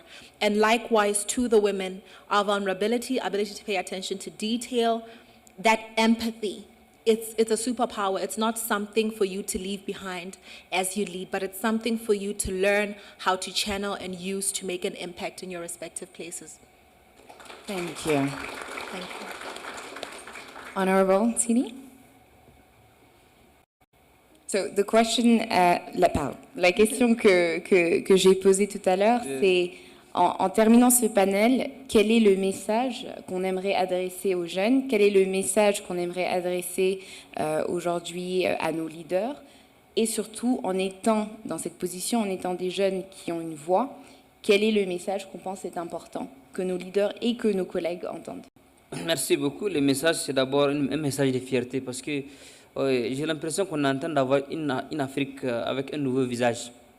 Une Afrique qui veut changer les choses, avoir des personnalités qui peuvent avoir la réflexion, l'imaginaire, de pouvoir créer une organisation comme la Yetu'S qui doit réfléchir à unir des jeunes de toute l'Afrique, leaders qui sont dans des instances de prise de décision comme des ministres, comme des parlementaires, comme des maires, et pouvoir renforcer leurs capacités, pouvoir créer un dialogue, partager l'expérience des aînés avec eux. Pour moi, c'est déjà un avantage, c'est déjà un atout. Ça, c'est le premier aspect. Le deuxième aspect, c'est qu'en tant que jeunes, nous devons encore travailler encore plus. Parce que les attentes et les défis dont les jeunes sont confrontés sont encore plus importants que les autres aînés, j'ai l'impression. Parce qu'on pense que les jeunes ne sont pas capables. Donc, ça nous donne encore une énergie de travailler encore plus que les autres et avoir des résultats par conséquent plus que les autres. Et on doit se démarquer des autres pour que, comme vous l'avez dit tout à l'heure, qu'on puisse être modèle pour les autres. Pour qu'on soit des modèles pour les autres, un fainéant ne peut pas être un modèle. Un paresseux, un voleur ne peut pas être un modèle. Donc il faut qu'on soit propre, il faut qu'on soit travailleur, il faut qu'on soit vraiment capable d'avoir utilisé l'énergie que nous avons de la jeunesse pour pouvoir inventer la roue, comme on dit, et pouvoir relever les défis. Aujourd'hui, notre défi en Afrique de façon générale, c'est l'emploi des jeunes. Il faut qu'on crée plus d'initiatives pour l'entrepreneuriat des jeunes, pour l'emploi des jeunes. Et aujourd'hui, j'apprécie beaucoup le concept du programme Youth Connect. Donc, et bien d'autres qui sont à un niveau continental, qui sont à un niveau africain, qui ont été conçus, pas pour le Rwanda, pas pour le Botswana, mais qui ont été réfléchis pour l'Afrique. Donc, nous avons besoin de cela. On avait parlé pendant quelques jours de l'agenda 2063. Je pense qu'on doit aussi parler de l'agenda 2026. On a besoin de maintenant. L'Afrique, c'est maintenant. La jeunesse, c'est le présent. Et on doit changer les choses maintenant. On n'a pas besoin d'attendre peut-être 2063 pour pouvoir changer les choses. C'est maintenant. Et on doit le faire en incarnant le modèle que nous devons incarner. Et je voudrais dire aussi que les jeunes, dans tous les secteurs, se distinguent. Quand vous regardez les sports, c'est les jeunes. La culture, c'est les jeunes. Donc vraiment, on a juste besoin, effectivement, de ce dialogue, des échanges qu'on est en train de créer, de ce dialogue avec nos aînés, pour pouvoir partager l'expérience, pour pouvoir partager les échecs qu'ils ont pu subir, pour qu'on ne tombe pas dans les mêmes défis. Et je pense aussi que nous avons les mêmes défis. Et au Niger, la vision du chef de l'État, c'est incarner aussi le dialogue intergénérationnel. Dans ma lettre de mission, dans mon cahier de charges, il est inscrit qu'il faut promouvoir le dialogue intergénérationnel. Et nous l'avons fait au Niger. Et je pense, quand j'ai été invité pour la première fois, quand j'ai pris contact avec les membres de cette organisation, je pensais que c'est par rapport aux organisations que nous sommes en train de faire du dialogue intergénérationnel dans notre pays. On a les mêmes modèles. Parce que chez nous, on a des chefs traditionnels, on a des leaders religieux, on a beaucoup de personnalités coutumières qui ont besoin de discuter avec les jeunes. On a besoin que ces personnalités discutent avec les jeunes filles. C'est leur problème de santé, c'est leur problème de changement de mentalité. Et pour le faire, il faut créer ces dialogues-là. Donc pour moi, c'est des initiatives à saluer. Ce sont des défis déjà qu'on est en train de relever à travers cela. Il faut aussi que les jeunes créent cette union à tous les niveaux. On a besoin d'avoir une certaine convergence des vues. Donc il faut vraiment, comme j'ai dit, ouvrir les frontières à tous les niveaux. Il faut que l'Afrique soit unie. Quand on est unis, on peut confronter n'importe quel défi. Mais quand on est divisé, on ne peut pas relever les défis même de son propre pays ou de sa région. Donc vraiment, c'est le message de l'unité, le message en tout cas de travailler dur pour les jeunes, servez de modèle pour les autres, soyez combatifs. Il n'y a aucun défi qui ne puisse pas être relevé sur Terre. Mais ça ne peut pas être relevé dans la division. Donc vraiment, les aînés ont leur place, les jeunes ont leur place. C'est ensemble, dans l'audace de la jeunesse et la sagesse des aînés, qu'on va développer l'Afrique, Inch'Allah. Thank you. Thank you so much. As for me, I think the two parting concepts that I will leave you with is the first one, which holds and directs my life, and I hope directs many young people's life, which is radical responsibility and radical accountability. We are... Je disais que les deux messages avec lesquels je vais laisser l'audience aujourd'hui, c'est la responsabilité radicale et l'accountability. Someone can help me, tell me what accountability is in French. No, c'est bon. Awesome. So I was saying that to those two concepts, for me today, when I see our continent, we are lucky and unfortunate in two things. Unfortunate in some of the challenges that we have to face, but lucky in the opportunity that we have to take it for ourselves. And the biggest mistake we could make in our generation today is in waiting for anyone else to come do it. We have the youth, we have the energy, we have the brain, and we have the capacity to do it for ourselves. We cannot wait for anybody else to fill in our shoes because we would be doing ourselves a disservice. And so to the many fellows and also to the many leaders and young people that we have in the room, the only thing you can control is your responsibility and accountability to the things that you face. That's the first message. The second one, which might be a little bit more controversial, is let's build, but let's not build for ourselves. Let's build for the future. We have a continent today that is facing so many challenges, and the great things that we could do for it, there is a 99% chance that those things we will not be able to benefit from. Yeah. We cannot be building only for things that we will benefit from.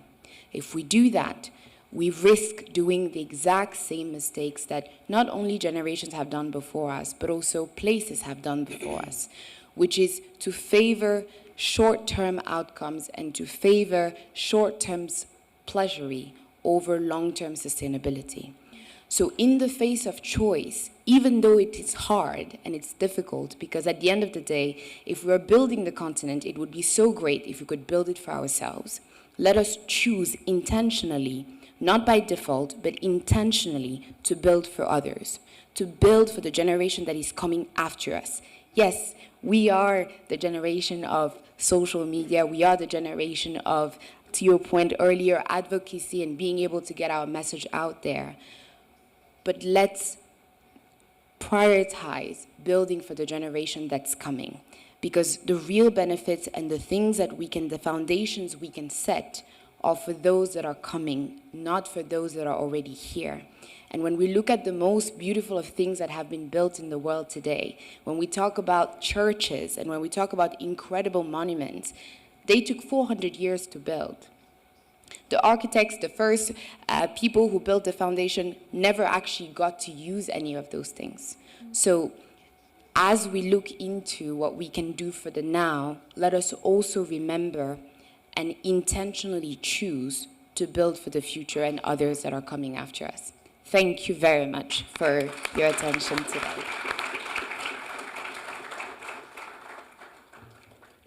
Thank you. Thank you. Thank you very much. Merci beaucoup. Merci.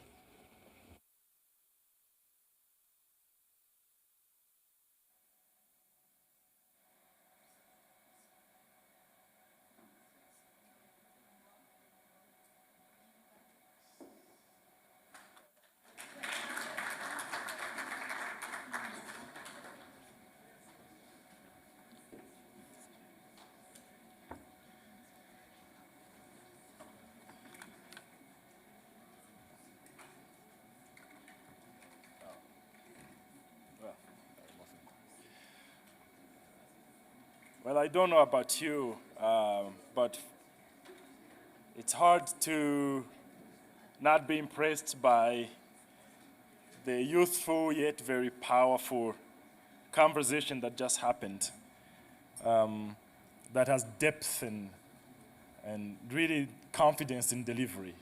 And beyond that, you know, with quite an impressive flex from Ms. Mareme to moderate it in 2 languages so we can absorb all of that wisdom. Thank you for that. Now, ladies and gentlemen, we're going to have a performance by 4 young, talented ladies from the Gashora Girls Academy. They go by the names of Favor Uwase, Daniela Uwimhwe, Daniela Ineza, and Roxanne Atete. They will deliver a spoken word performance that they titled Africa is Calling. Please join me giving them a warm welcome to the stage. Yes.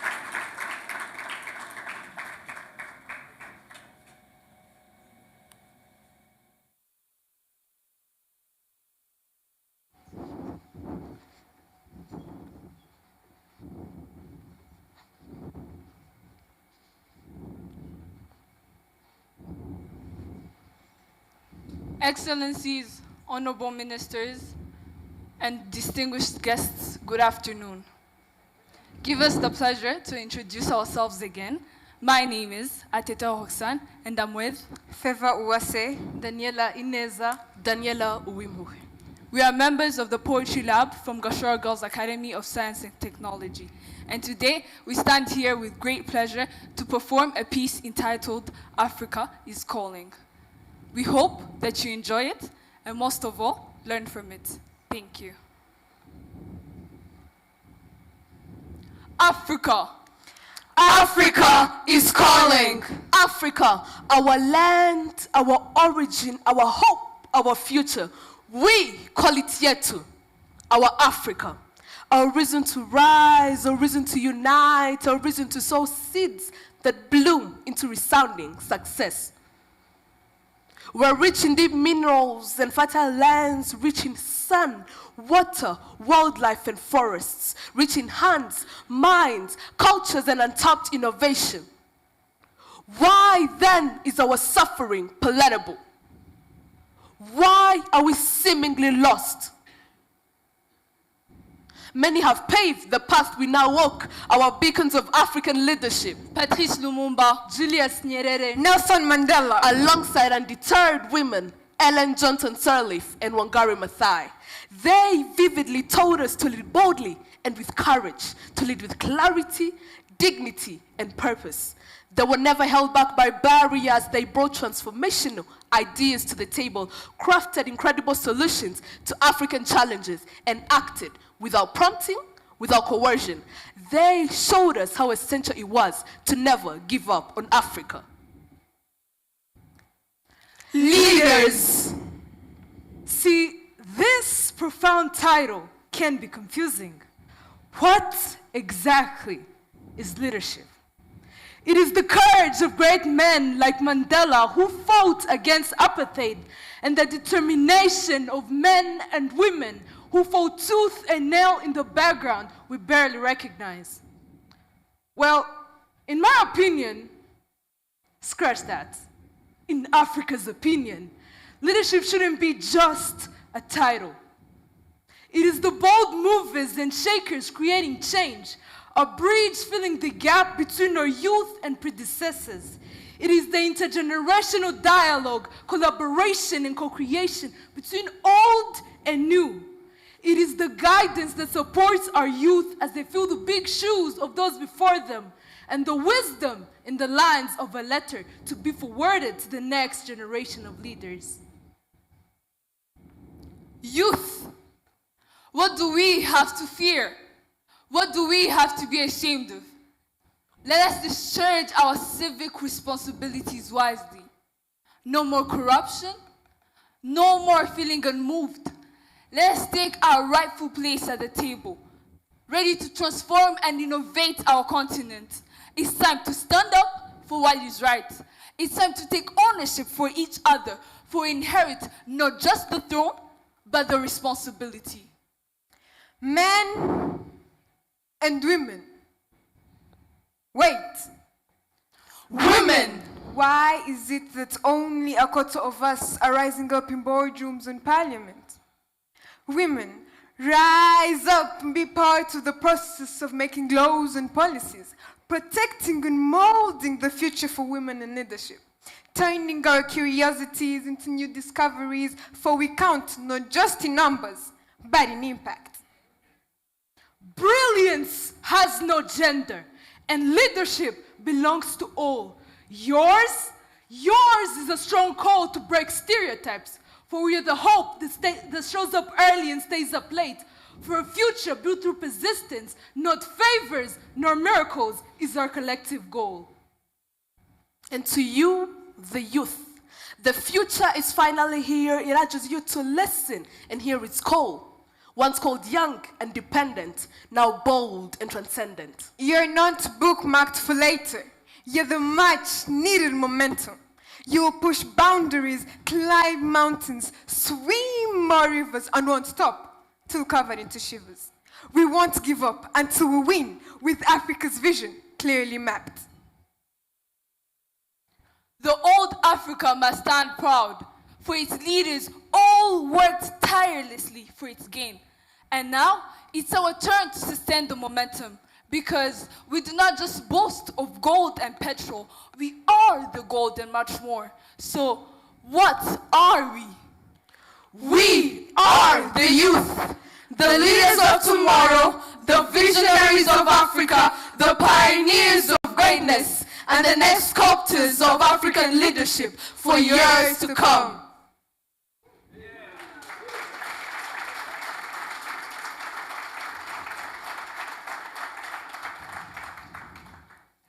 This leadership is Yetu. This leadership is ours, not borrowed, not stolen, but are the growths and rises in the blood and DNA that we carry. We are one. 'Cause I made it never sounded better than we made it.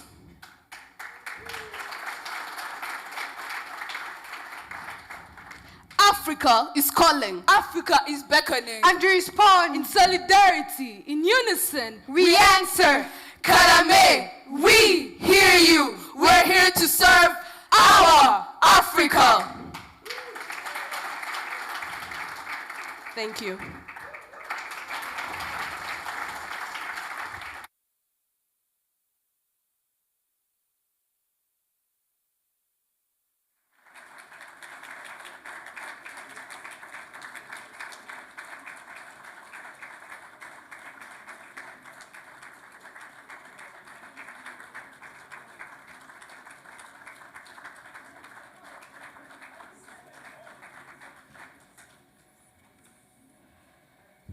Oh, that was brilliantly done, ladies. Thank you. Can we give them another round of applause as they sit?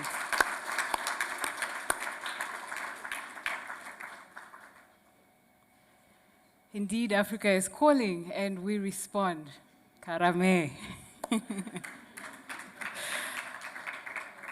Ladies and gentlemen, I have the distinct pleasure of calling up now on stage to deliver a statement on the launch of Leadership Lab Yetu, the visionary and the heartbeat behind Leadership Lab Yetu, Her Excellency Ms. Monica Geingob, the former First Lady of the Republic of Namibia and the founder and co-chair of Leadership Lab Yetu.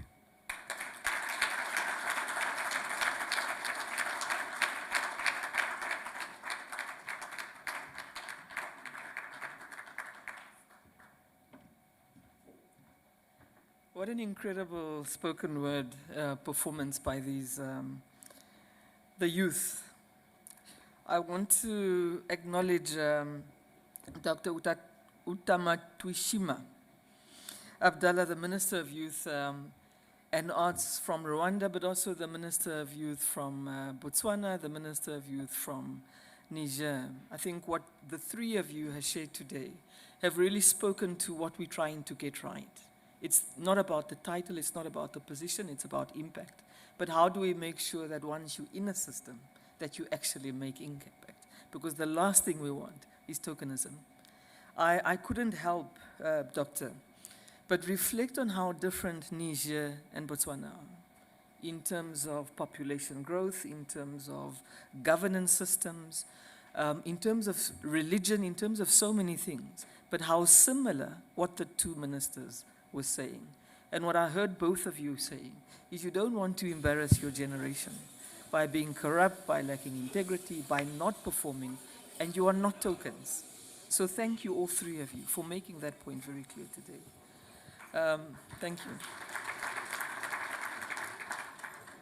Francis Gatara, the president of the African School of Governance and the epitome of people who lead from where they are and who specialize in leading from behind, because Francis is really the quintessential leader from behind. And I want to thank you, Francis, for your leadership, not in terms of what you're doing around Hage G, but what you're doing around the entire ecosystem. We're not here by accident. We are here intentionally because there's a leadership ecosystem growing in Rwanda in terms of institutions, but also individuals. When we think of President Paul Kagame, and when we look and we speak to young people, what they tell us, we need more Kagames. We can't recreate and replicate individuals. We must replicate institutions like the African School of Governance that builds leaders with the same values that Paul Kagame shows, that it's about mindset, it's about delivery, and it's about listening to the needs of your people. So thank you, Francis, and your team. I want to thank Honorable Sandrine Umtoni, the Minister of State for Youth and Arts in Rwanda, and your team as well. We wouldn't have been able to do this without the Ministry of Youth and Arts, as well as the African School of Governance. Thank you for your leadership. I also want to recognize Honorable Cecilia Tapla, the Deputy Minister of Rural Development and Community Services and Public Works from Liberia, who's also one of our Dr. Hage G Geingob Fellows. I want to recognize our members of parliament from Egypt and the 3 from Namibia who are here.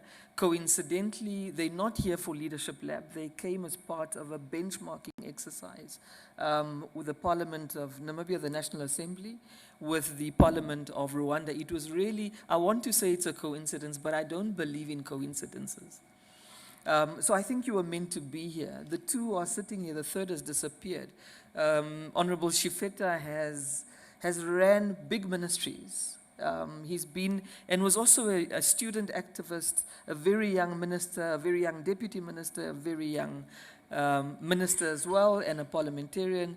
And Honorable Derek Claassen, he has also run one of the biggest ministries in Namibia, parliamentarian at the moment. So it's really people who resonate with what you have to say. So thank you for your presence. And I also defend myself. You know, Namibians, we are social media warriors. Recently, we defeated Nigeria in a tour.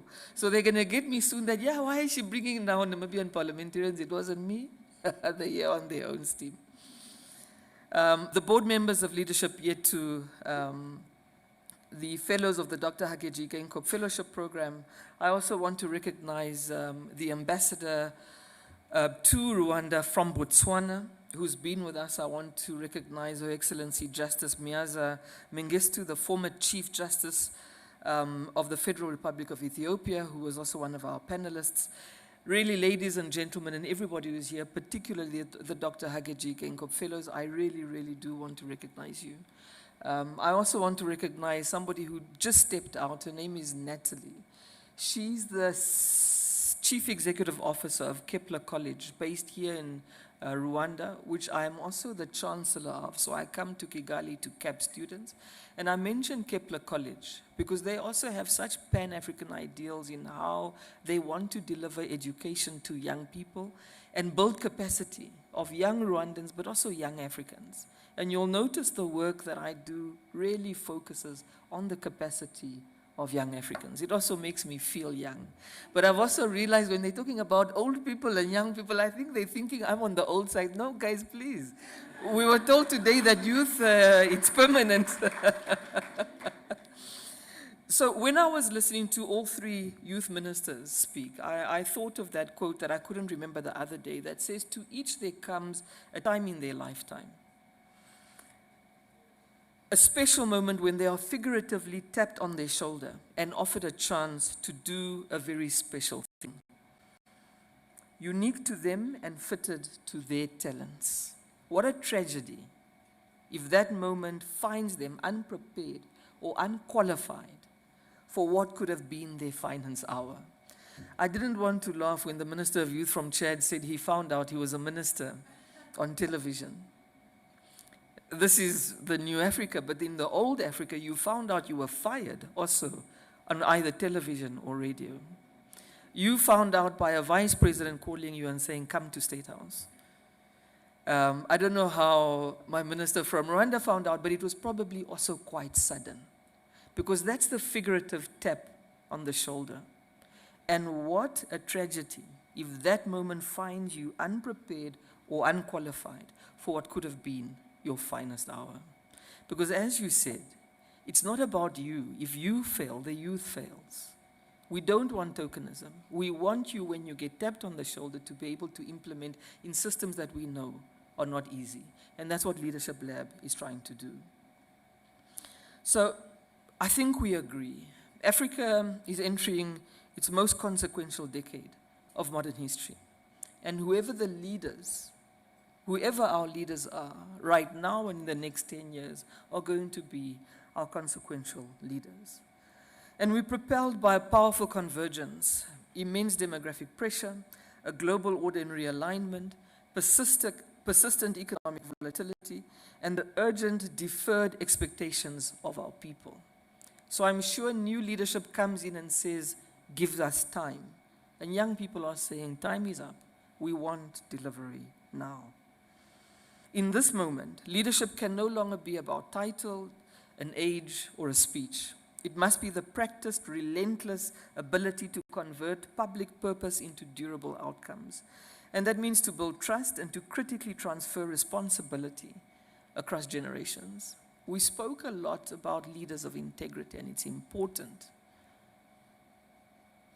Corruption is a challenge that we must fix. But a second challenge that we must fix, that may cost us more than corruption, is competence. We don't only want those who are not corrupt, we also need them to be competent.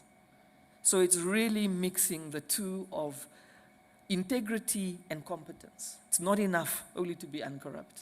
If you're not corrupt but you're incompetent, there's no difference. Because let me tell you why the corrupt and the incompetent are bedfellows. Somebody can be corrupt but competent. And they use their competence to steer illegal transfers of resources. Somebody can be incompetent but not corrupt. And the two will find a central meeting place, inviting you who comes into a system, because the corrupt and the incompetent need the same thing. They need darkness. They do not need transparency and accountability. Transparency will defeat the corrupt. Accountability will defeat the incompetent. So the corrupt and the incompetent often tag team to fight new leaders so that they're not effective, so that the two can continue coexisting in peace. I might not be greedy, but I may be lazy. So the greedy and the lazy are bedfellows, and both need to go. This brings me to a foundational challenge we often skirt. As we think of this massive leaders that we need, and as we celebrate a demographic dividend that has not paid its due, we speak of a young, vibrant continent. By 2050, 1 in every 4 people on Earth will be African. Within a generation, nearly half of the world's children will be African. So this is our window. But how do we plan for a future that we can't clearly see? How do we lead populations whose ultimate numbers we don't know yet and whose soaring aspirations we currently struggle to match? An example may be Niger. In 20 years' time, the population is expected to triple. If we're struggling with the current population, Namibia, we're very small. At independence 35 years ago, we were 1.8 million people. I don't want Rwandans to laugh because Rwanda is so small it can fit in our national park. But in terms of population, Rwanda is 5-6 times our size. So we started small, 1.5, with the second least populated country in the world, second only to Mongolia. It's a massive country, but a small population. We were 1.5. In 35 years, we've grown, we've doubled. We are now 3 million. Please don't laugh. 3 million to us is a lot. We're now 3 million. Our population doubled. So if the youth of 1990, which I hope you were youth at that time, I think you were, the issues that we're speaking about today are the same, but the youth population has doubled. Our economy has not. We must speak about population. And we've spent the last 2 days interrogating these critical issues of what does population mean from an economic perspective? What does it mean when you have populations in 20 years doubling and tripling when we're not capable right now, even from a fiscal perspective, to meet our obligations? And herein lies a challenge. Young leaders are incapable, not incapable, there's restraints from discussing difficult topics like reproductive health. We made a point of discussing reproductive health, of discussing SRHR, together with the discussions on leadership around economic development, around population, around solving unemployment, around urbanization, because it is as important, it is a macro trend we're not dealing with. We cannot have, this point about the demographic dividend is needing to have an honest conversation about our demographic dividend, and if we're unwilling to have a difficult conversation about population, we will not solve our problems. A dividend is not automatic. We talk about 1 in 4 of the global population will be African, but we conflate it when we start saying 1 in 4 of the global workforce will be African. There is a difference between population and workforce, and that difference is labor. 1 in 4 of the global workforce will only be African if our young people are healthy, educated, skilled, and trust their leaders. And this will only happen if we silence the cans, and unfortunately, we are already behind. This point was chillingly underscored during one of our sessions, as former President Issoufou gave us an incredible masterclass on leadership. He even had a formula. Niger was struck at the airport by a terrorist attack. We have one of our ministers here, and he speaks about leadership. And he speaks convincingly when he says, regardless of the challenges you find yourself in, you must still deliver. And I respect you for having a laser focus on delivery in a context that is not easy.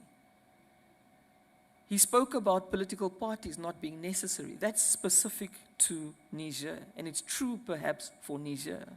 In Botswana, you come in as a new government, a new political formation that takes over from a political party that was in power for 58 years. So these two ministers sitting together can't have different contexts, more different contexts. But the reality and the frustration they face from young people is very similar. Regardless of your context, regardless of your complexity, you have to deliver. And this is our governance reality. And this is why we're here. Over the last decade, leadership development in Africa has expanded. A global ecosystem of programs, fellowships, and networks have been grown. But there's also been contradictions that we just spoke about now. The youth experience in real time has contradictions. Their development aspirations often compromised by political stability, economies growing without creating jobs.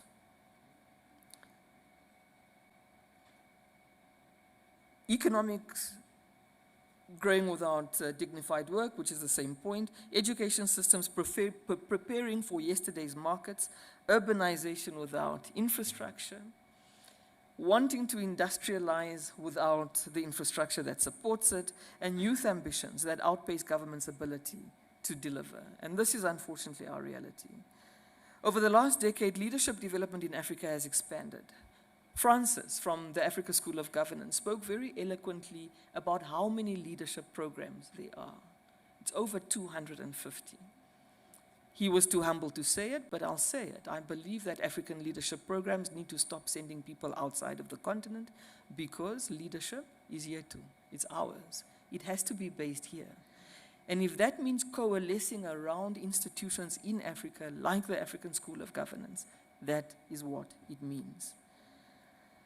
A lot of the initiatives are also funded or directed from outside Africa, which raises a sustainability question. What happens when priorities shift, which we're seeing in real time on a daily basis? But deeper still, when institutions are weak, leadership programs produce visible talent only to return to systems where power is personal and accountability is negotiable. I decide whether I succeeded or not. At the end of my term, I say, I succeeded, I've got a 90% delivery rate, which is what we often see. I've never seen a politician give them 10% in terms of implementation for their election manifestos. So we must find a way to measure performance and to really decide what success is in an objective way. Second and more urgent, even where we develop capable leaders, do our institutions have the capacity to absorb them? We've expanded training without necessarily producing the authority. Our progress also exposes a scale mismatch. Thousands in these 250 programs that Francis and I are both speaking about, thousands have been reached, yet it's against our demographic tide. It's not enough. So it sounds like 250 programs are enough. I don't think they are. The scale of leadership that we need at all levels is big, but also these programs are very fragmented and probably insufficient in terms of number. I'm not going to talk about the issues of access, but I will note that opportunity tends to favor the urban, the educated elite, leaving behind rural youth and linguistic minorities. We must fix this. The issue of absorption I also want to quickly challenge around, it's a central and silent gap that our systems often don't know how to receive young leaders without humiliating them, isolating them, or tokenizing them. Where responsibility is not transferred by design, it's taken by force or captured by loyalty. And we must change this. The pattern is consistent. Leadership is developed, then it returns to systems with no structured onboarding, no protected mentorship, no pathway to real responsibility, and this is the true brain drain. Not just talent leaving, but institutions failing to harness the talent they produced themselves. And as we know, as many of you know, because that's what you've done, talent goes to where it's appreciated. When we talk about political legitimacy declining in Africa, we shouldn't be unfair. Political legitimacy is declining across the world. Across the world, incumbents are being challenged. But in Africa, unfortunately, we've got very specific problems where we have elections that are unwinnable. Or a 27-year-old is always a captain. Can somebody explain to me why it's a captain who do coups? But a 27-year-old who comes on national television and declares himself the new president. So unlikely. And at times they're declaring themselves presidents because they're frustrated with the systems that were created to bring in new leaders. If it's not genuine frustration, it's because leaders aren't doing what they're supposed to do and they give a perfect excuse for coups to be implemented. Whatever that reason, we are starting to see unlikely leaders emerge through coups and unpredictable election outcomes. So this is a decisive decade. We must build a pipeline of consequential leaders and build the will of those who are unwilling to go into the belly of the beast. You cannot reform systems you can't get into. When we talk about the system, we're talking about the state infrastructure, government, public sector. The system is us. It's as simple as that. And you can't reform systems that you don't understand. You can't deliver without leaders at all levels, not just at the top. Some of us have to be behind. In a soccer team, not everybody's a striker. There are goalkeepers, there's different positions. There's coaches, there's fitness teams, there's fans in the stadium, but all of us want to be in the front. All of us want to be strikers. It's not possible. So we must all know the position that we need to play. So you can't deliver without leaders at all levels who know how to get in, to stay in. I suspect it's easier to get into these systems than it is to stay in. But also it's harder to get in, to stay in, then it's harder to execute. You get in, you stay in, but have you executed? Our institutions are not structured to absorb the leaders we already have. And therein lies our tragedy. We are not short of leaders. We cannot say that Africa lacks leaders. We lack the transmission belt that takes our best minds, our best talent, and puts them in positions where our most complicated problems are solved. We also lack systems that prepare, protect, and promote talent into the right places. We generally do badly with succession. As political parties, as governments, even in the private sector, family-owned businesses, generally we do badly with succession. In the culture I come from, I can't even ask my father if he has a will, because it means I'm plotting his death. So we do not deal with succession. As a matter of fact, I've lost my husband as well, so I avoided it, but I know it. African men don't die of natural causes. They are all killed by their wives.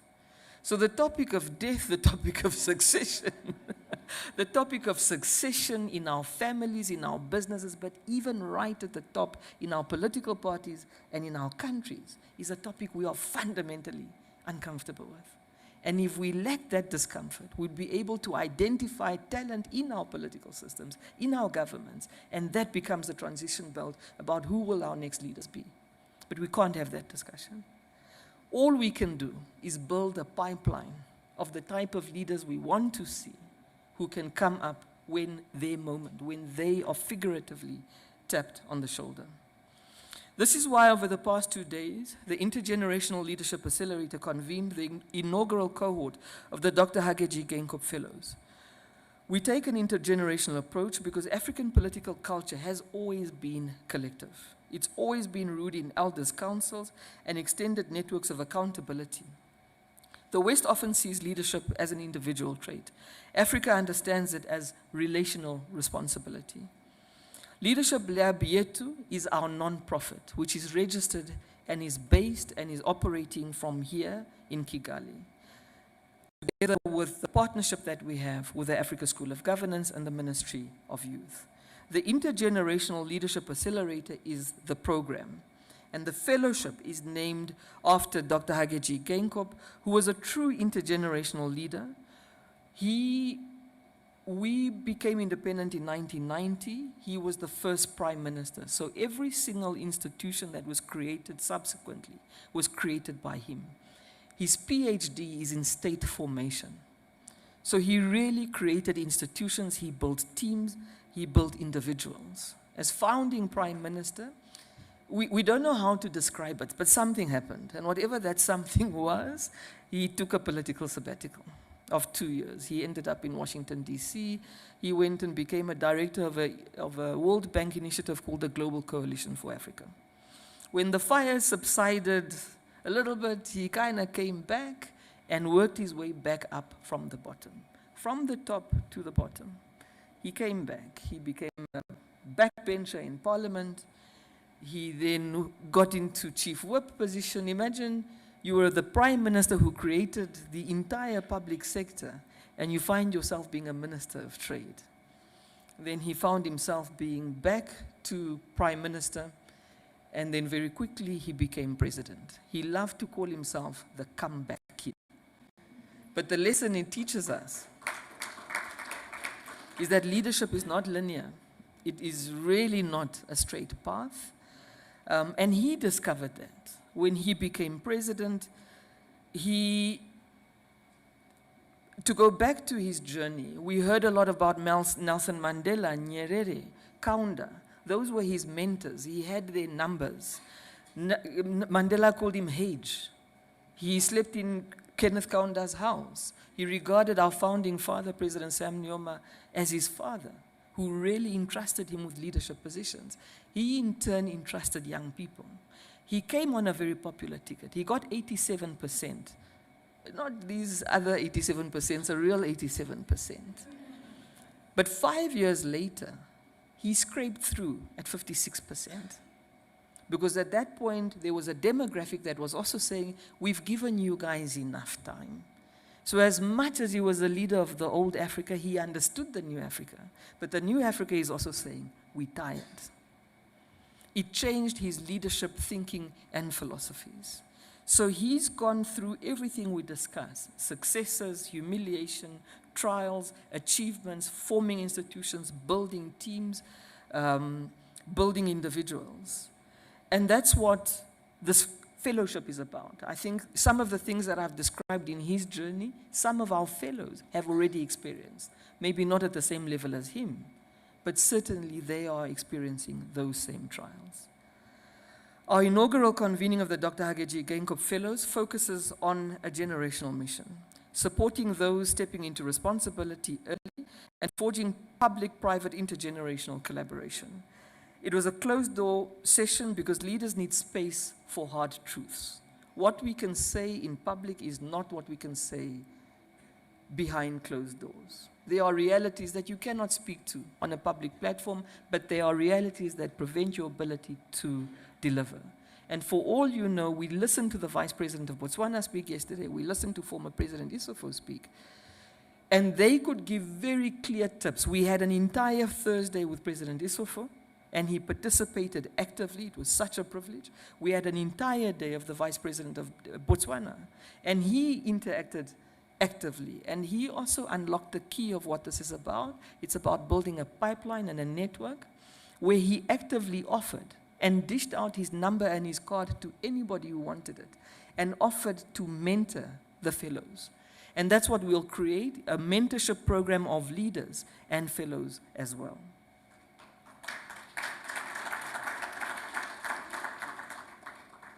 Another reason it was a closed door is because leaders need space for hard truths and hard conversations. We debated a crucial tension, many crucial tensions.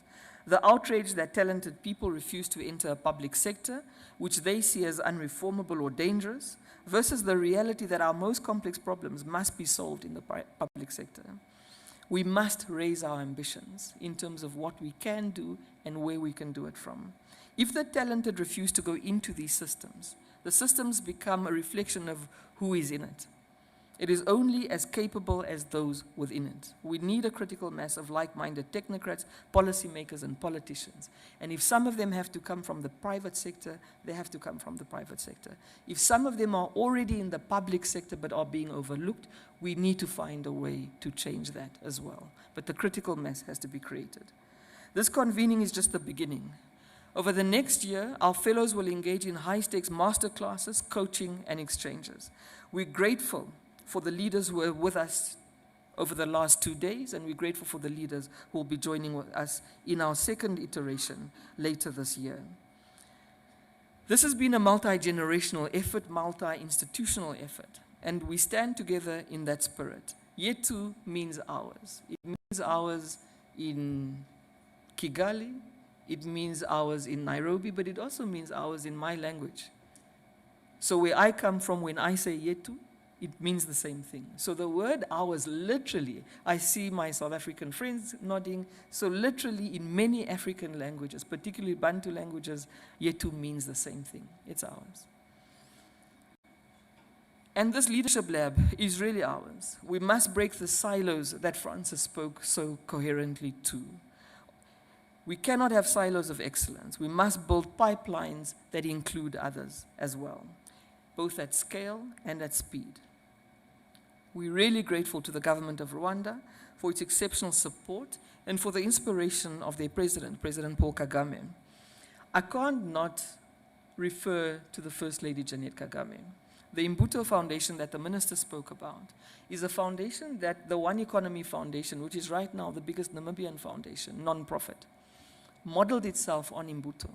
So you're a product of Imbuto, but so am I.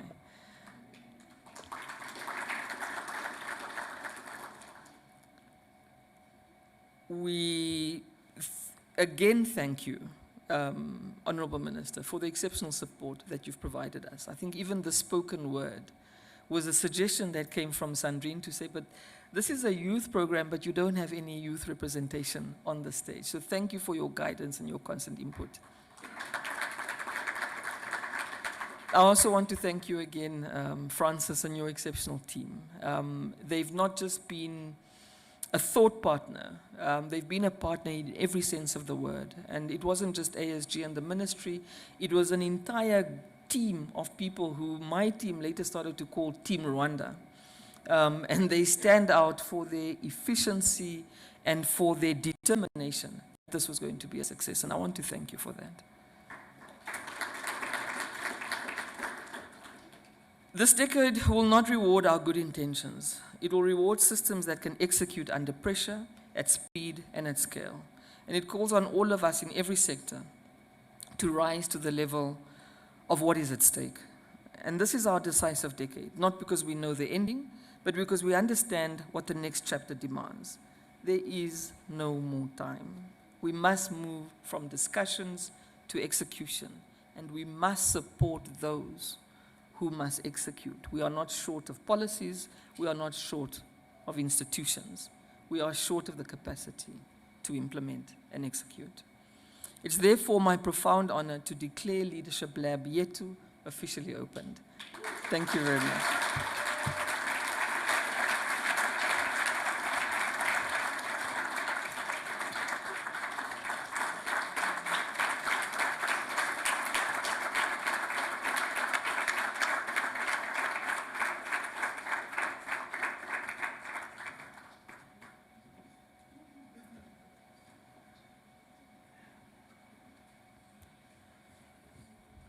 Thank you, Flon.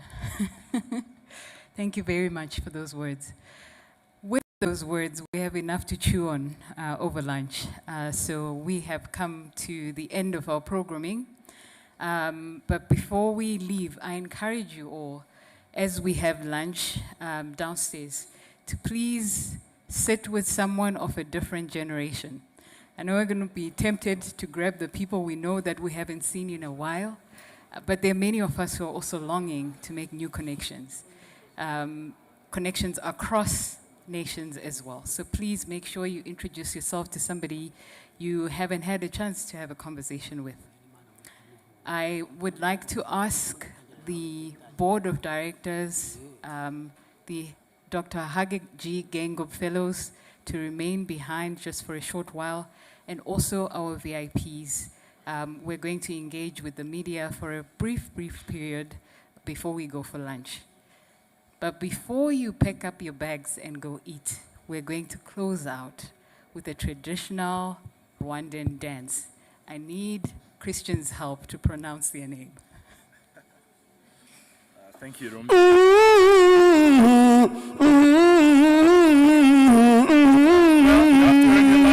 You have to dance first. That's what you do.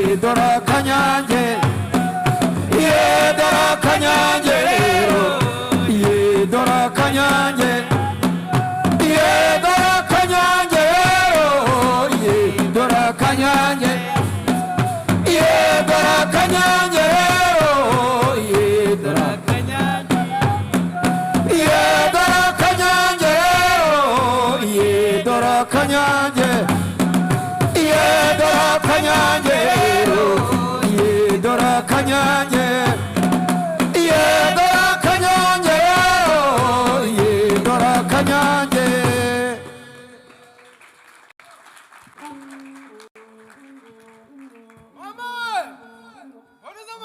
Yego ye.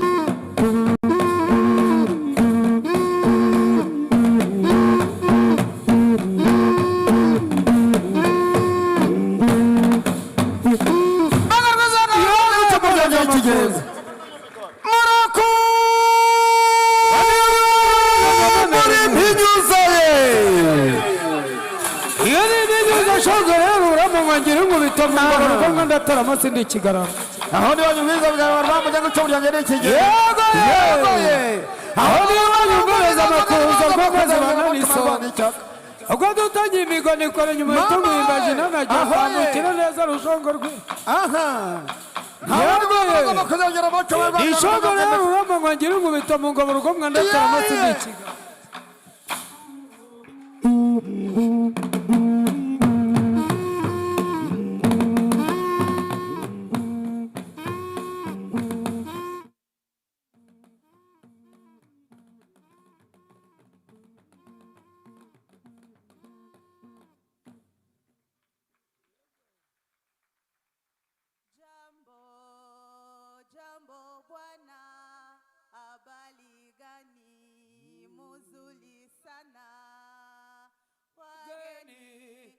Wakaribishwa Afrika yetu, hakuna matata.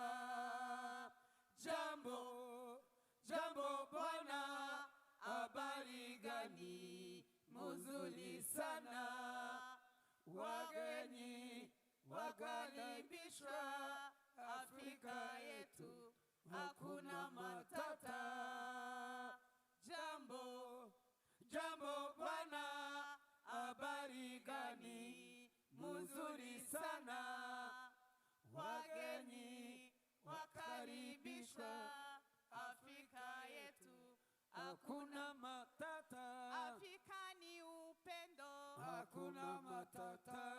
Afrika ni amani, hakuna matata. Afrika ni umoja, hakuna matata.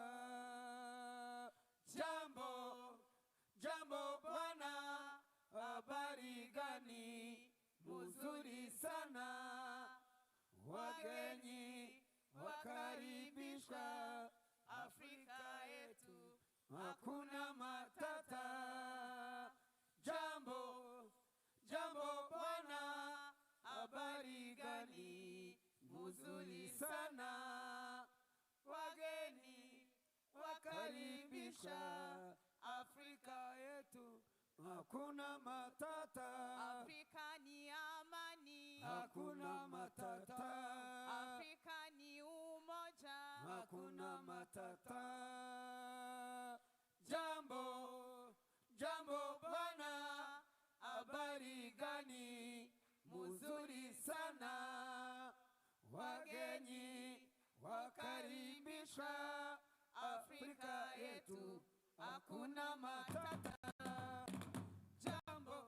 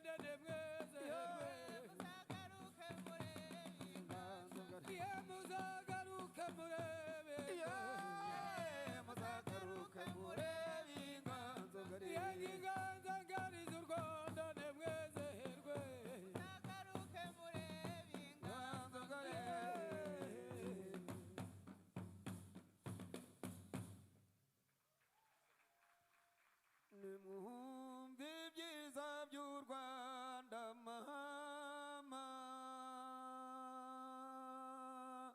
reka nsingize urwabyaye mama Rwanda rwiza Rwanda rw'imisozi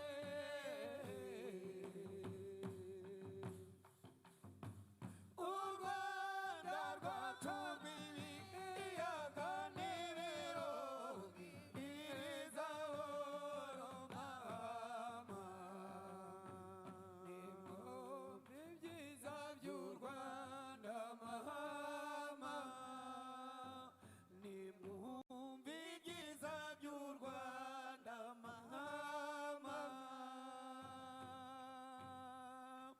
reka nsingize u Rwanda